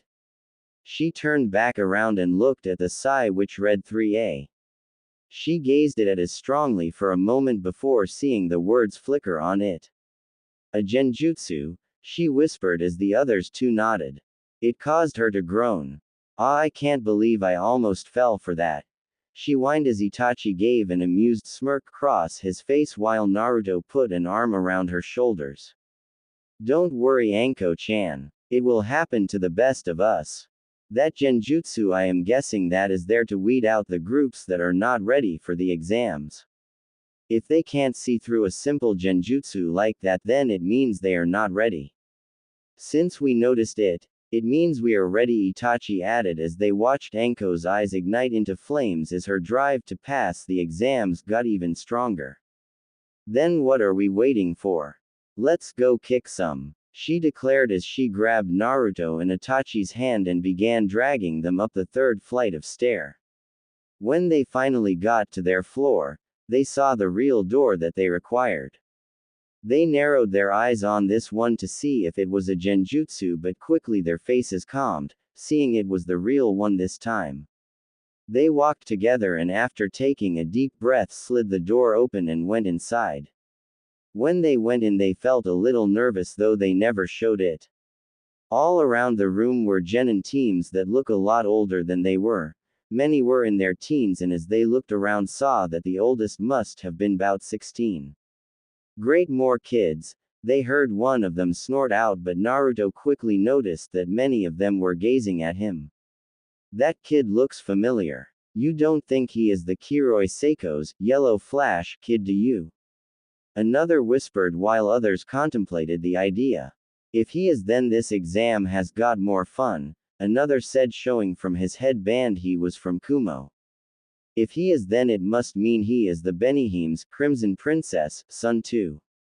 Naruto breathed calmly as he, Itachi and Anko went and stood on one of the back walls. There are a lot of teams here, Anko muttered out as she looked over the teams before she smiled a blood-curdling smile. It just means there are more people to cut and make bleed. Both Naruto and Itachi rolled their eyes at their female teammate but figured it was good that she was at least confident. The two of them were confident but they knew not to get too overconfident since getting why can easily lead to someone getting.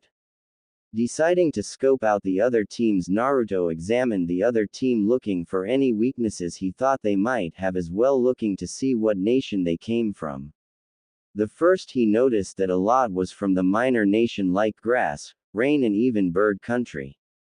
Since they were smaller in size, Naruto guessed they needed more Chunin level shinobi. There was about 2 from Kumo that kept sneaking glances towards him, but he also noticed there were no teams from Kiri. But he already knew why though. It was quickly known through Konoha that a civil war had erupted in the Hidden Mist village and currently the Mizukage, who was known as Yagura, was at war with rebel forces that wanted him gone. From what Hiruzen had told him, it was due to Yagura wanting the bloodline eradicated and he saw them as a threat. Naruto quickly figured that Yagura was not a man that should be left to be in charge of an entire village. Looking over the team once more, he was about to look away, having seen all the teams before his eyes locked in on a team that was on the other side of the room and leaning against the opposite wall. He knew immediately from their headbands they were from Iowa and they looked like an interesting trio. He also seemed interested in them since by the look of them they must have been the same age as Naruto, Itachi and Anko was. The first one he noticed was the biggest of them, who was easily the size of a middle-aged teen and was quite chubby. He wore standard red Iowa clothing and as for his feature, he had a very large round nose that stuck out like a sore thumb. Though the boy had a very happy-go-lucky expression on his face indicating he must have been quite innocent and childlike. The other was the second male member who for some reason just gave Naruto a bad feeling. He had long straw blonde hair that covered part of his left eye and wore clothes similar to Itachi which were dark blue in color. His hand kept playing around with some white clay and looked like he was molding it into shapes. Naruto could see that Itachi had honed in on the same group and had his Sharingan activated very subtly and guessed he felt something a little off about the blonde boy as well. As Itachi focused on his, Naruto eyes panned to the final member and the only girl of the group. She was quite pretty looking and had dark hair that stopped a little below her chin. She wore something similar to the big kid, but her left leg instead of a red pants leg was instead a mesh coat. When he started at her, she saw that she turned her head and looked in his direction. When she did, Naruto saw her eyes and saw they were a very exotic color of pink. Her eyes are really pretty, he thought to himself, having never seen an eye color like that before. Noticing she narrowed her eyes at him and scowled a little. When she turned her head again to look away from him, a small burst of some smoke appeared at the front of the class, showing the form of Asuna Kunoichi. She was clearly a Jonin, and just by looking at her, Naruto, Itachi and Anko could tell she was someone with a lot of power behind her and that she was a seasoned shinobi despite her young appearance. She had to have been in her early to mid-20s. She was fair-skinned with pupil-less brown eyes that were very cold-looking, and her hair was dark green with 2 bangs framing her face that were orange. She wore sleeveless, backless top and short tight pants, with 2 lapels on the front and the back. She wears an obi around her waist, as well as purple arm warmers which extend up to her shoulders, and has bandages around her tights and ankles. Alright meat bags, listen up and do not interrupt. My name is Pakura and I will be your proctor throughout the entire Chunin exams. From now until the end of the exams I will be your judge, jury and executioner. If I tell you to do something, you do it. Is that understood? She declared as everyone nodded their heads. Everyone go around the tables and sit in the seat with your name on it, she said as everyone began moving around. Naruto found himself at the front and found out that he was sitting beside none other than the Iwa Kunoichi. Though she completely ignored him and made sure not to even look at him. Anko was in the middle room while Itachi was at the second to last row. The trio was completed separated. The first test is a written exam, she said as a few of the station chunin that appeared in the room began laying out exam papers in front of them. Answer the questions as best as you can, however be warned that if you are caught cheating, you and your teammates will be sent out of this room and you will fail the chunin exams. No pressure then, Naruto thought. You have 50 minutes to answer the 9 questions on the paper before we will stop the exam and give you the choice to answer the 10th question. Your time will start now, she declared as man of the genin got their heads down and began writing. Naruto also put his head down as he began to read the question, but quickly knew something was off about the test when he saw the questions. They can't expect us to know this surely. He thought to himself, seeing the question were ones that some jonin probably would not even know. While he could answer 3 or 4 of them, the others left him a little baffled. There is something about this. He began to scan around the room as discreetly as he could. As he did, some of the chunin judges began calling out numbers and started sending some of the people out of the room. Many grumbled and claimed they were not cheating, but it did not matter since they were forced out if they did not comply quietly. He looked to his side at the Iwa Kunoichi, was a little surprised to see that she had forehead protector strapped around her wrist and was using it as a reflector to see the exam sheet from the person behind her. She is cheating and not getting caught, he thought as he then turned to try and see his teammates. When he saw Itachi, he saw his Sharingan was on and was copying the hand movements of the guy in front of him, while Anko had a small snake besides her which was relaying the answers from the person behind her. We have to cheat. That is the aim of the first exam, he thought as it finally clicked. Smirking a little to himself, he first answered the question he did know before he put his hands behind his head, and leaned back on the chair and closed his eyes, letting himself feel the chakra of all the people in the room. He could feel most were nervous and scared while only a few were keeping together. A few of the chunin proctors looked at Naruto in surprise and saw one of his hands take the pencil on the desk and write a few things before putting it down. He did that continuously for the rest of the 50 minutes. Pakura raised an eyebrow at the kid, wondering what kind of trick he was pulling. Everyone pencil down and listen up, Pakura suddenly spoke, gathering all the attention towards her as everyone complied with the order. Alright, are you all ready for the final question? Pakura asked as they all nodded their heads. Good, because now if you quit you will be disqualified from the exams, however if you choose to take it and you fail, you will never get promoted and will remain a genin for the rest of your life. She said, flaring her ki, now causing worry and panic to fill most people in the room as many began shouting at how, telling her that it was not fair. Konoha's ninja and Iwa's ninja all stayed silent though as they listened to the others complain. Naruto watched as about 4 teams got up and left the room, not wanting to take the chance. So you think you got what it takes, Gaki? You think because of who you are, you think you can make it? Pakura said towards Naruto, wanting to see how tough the blonde boy was and if he was ready and how he would take the jab. Naruto though just shrugged at her question, gaining looks from many including the Iwa girl next to him. I don't really know, but I do know that I won't let your little trick of trying to demoralize us get to me.